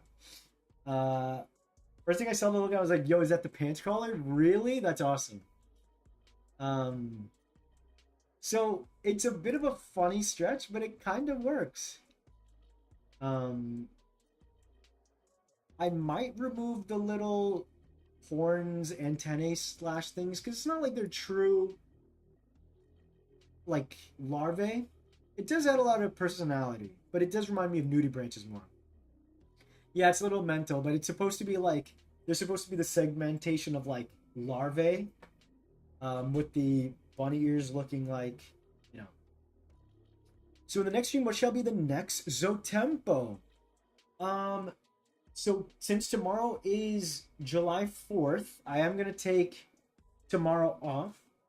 I may stream Friday. I don't know yet. Depends on how much I've had to drink tomorrow. I'm just being honest.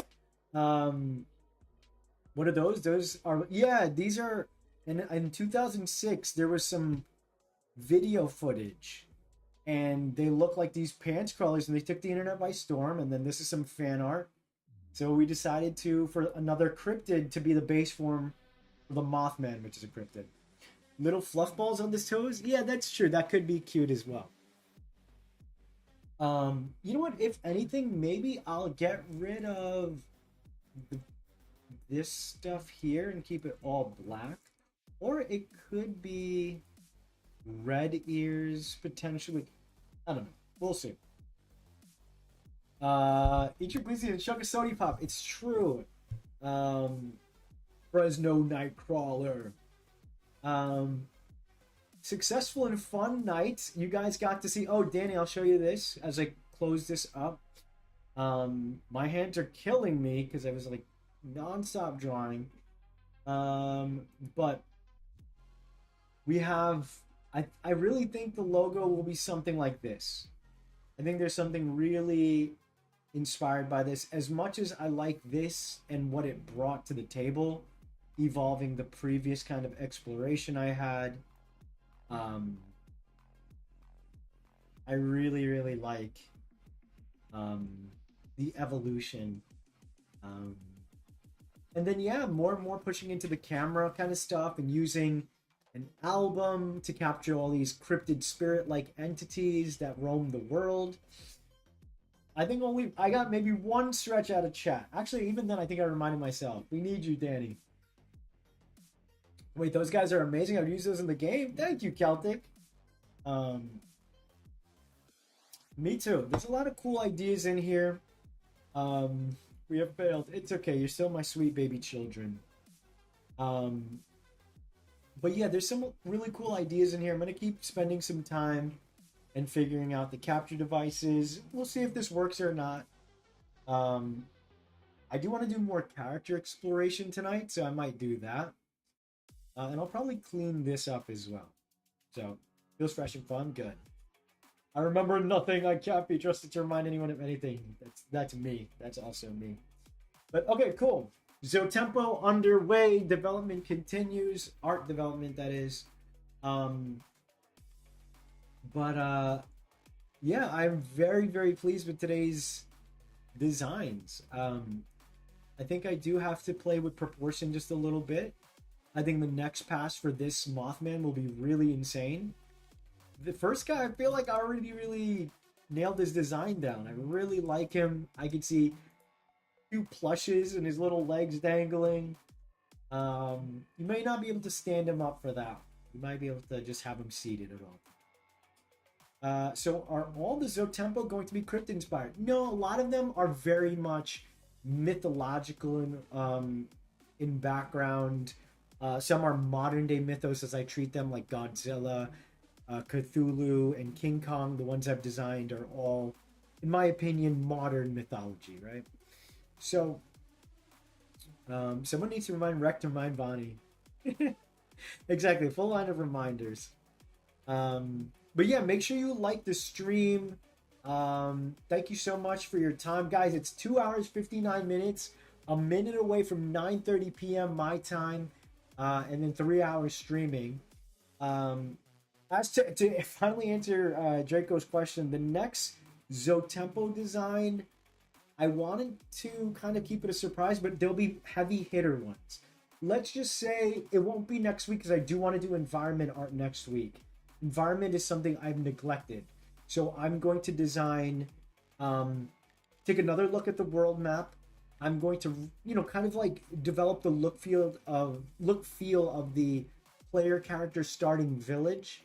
I want to design like structures, like what do the battle arenas look like? What are the Potempo domains going to be? And again, I think I'm going to change the Potempo domains, like their personal types, and I'll probably call them classes. I think that's easier. If not classes, another organization kind of thing. I like the term of us crossing over into the Potempo domain when you're exploring the wilds, right? Wait, before you go, can we see the full line of Zotempos? Like all of them, the ones I've got done? I could do that. May the pants be with you. Yes, we can. I do want a fun pants saying. I don't know if I want to do a Star Wars inspired one, despite the fact that I love Star Wars. Maybe we can come up with like an original one.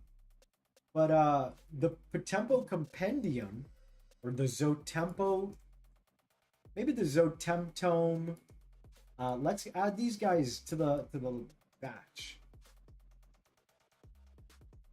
Okay, so they're gonna go in the 2 stagers. Here's a hint. These guys might be something that I work on for next week. The Deoxys inspired, not next week, the week after. These guys, and then maybe these guys right here too. So I'm gonna move them here. So I'll add the 2 stage down here. Zotempats. So there's a lot. I'll quickly go over it because we have new folks here. It's been a while. So as you can see, all the babies always have like a mask to protect their visage because they're mysterious creatures from another world. There's this kind of mystery element. So there's a lot of cool stuff here. You've got like this carbuncle kind of thing that becomes frost giants or fire giants. These guys become either a plague rat or a plague doctor. This becomes the dune worm, an owl into an owl bear.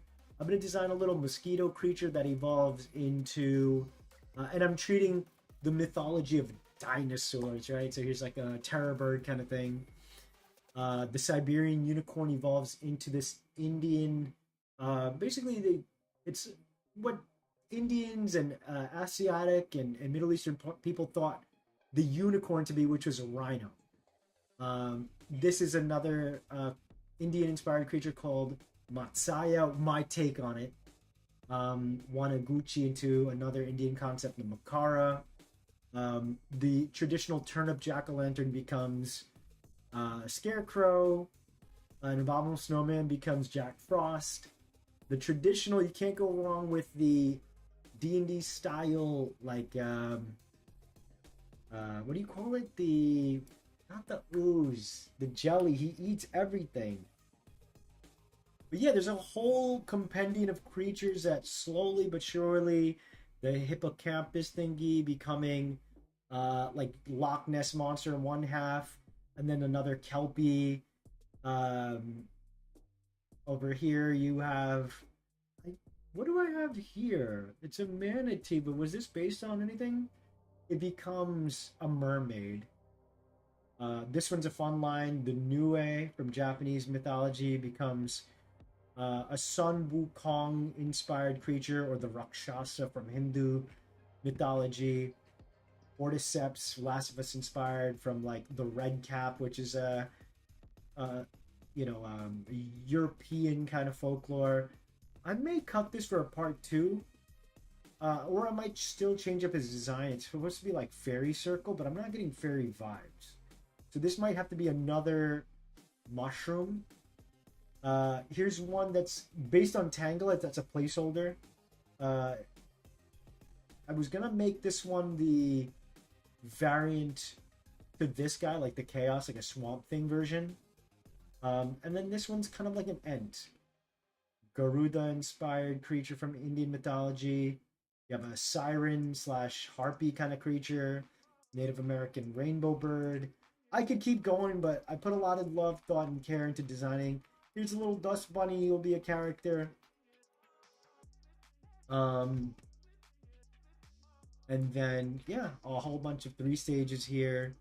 Some gonna need to do a lot of upkeep. Here's your King Kong, Godzilla, Cthulhu, Brain in a Jar. I might put Brain in a Jar for a part 2 or scrap it to fit another line. Chimera, and then the Aklut. So I've got like the 150 or so that I have in mind. I'm not doing any legendaries on stream. As far as I'm aware, I might do 1 or 2, but I'm already doing so many of these. I want you guys to look forward to something. No ifs, ands, or buts. Uh, can't wait to see what Preoxys becomes. Let's just say maybe it starts with X and ends with H was the inspiration. You should be so proud. Thank you, I am. I'm very proud. Gelatinous Cube, thank you, Ninja. The Hot Dog Tiger Zaddy. All them fire keep cooking. Thank you, Thunder. The sheep? Yeah, the sheep. So that one's a fun one. This one up here, where it's a snake that becomes a goat that becomes a lion, aka the chimera. So it's like a fun way where instead of making a baby chimera into a teenage chimera, it's like the sum of its parts becomes, you know. But yeah. Nessie, Mothman, Garuda, Albert. I'm going to choose between. It's gonna be tough. Secrets. I definitely can't wait. Yeah, so I'll do that the week after, because again, I have to get this pitch Bible ready. My goal is to get the pitch Bible done by like August, end of August. So I can always just keep working on designs, but I want to whittle down creatures that I want to put into the pitch document. Like I think I want to do the Chimera would make the pitch document. Probably the kaiju lines. If not, you know, Kaijira might make it. I think the owl bear.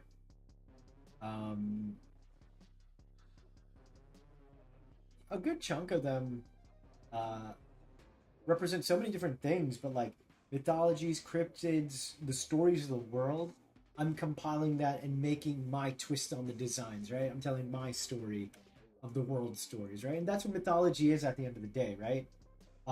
Mythology has been written over and over and over by so many different peoples and cultures and countries. You know, Japanese mythos that's come from China might look different in India, and now I get to do my version of it, right? That's why I'm very careful to say all these are inspired by the mythos, right? I'm not making a traditional chimera. I'm doing my own take of a chimera. I'm not doing a true Rakshasa. I'm doing my take on the Rakshasa, right? And on and on and on. King Kong's Lonely being red? Yeah, I've got to figure out like color palette and stuff. So, look at your brain's so wrinkly. Someone's got to animate Pants dancing. That'd be sick, right? He's hitting the jig. But yeah, that's that. We're at 3 hours in. Hope you guys enjoyed. I definitely got to do a few more upkeep kind of stuff. Like I do got to design the mosquito-based first form for the terror bird. If we have time, we could do like simple assignments like that. I definitely want to do a evolution for the ant line. So I'll probably make those chaos inspired. Because rather than doing like, I still don't even know if I'm fully committing to the order and chaos kind of thing. As cool as it is, it doesn't really have any legs to them yet. Maybe that's something I can figure out while I develop the environments. Maybe instead of like, I can just do split evolutions based on stones, kind of like Pokemon does, but like actually put more impact to it, right? Maybe evolutions are triggered in another way for like split evos, but rest well. I will enjoy American Day for all of our American friends. Everyone else, enjoy your day regardless. I hope you had a good one. Make sure you leave a like. Make sure you share. Make sure you leave a comment on the VOD. I'd always love to hear your feedback outside of the stream after you get a chance to let the designs gestate. Of course, all of these are first passes. Like, there's so much room for improvement for every one of these designs. I can't wait to continue to, you know, evolve and just watch this project grow. It's gonna be really dope. But yeah, you guys have a wonderful night. I love that. Maybe that's the call out from here on out. Remember to keep your friends close and your pants closer. This is Bonnie John signing out.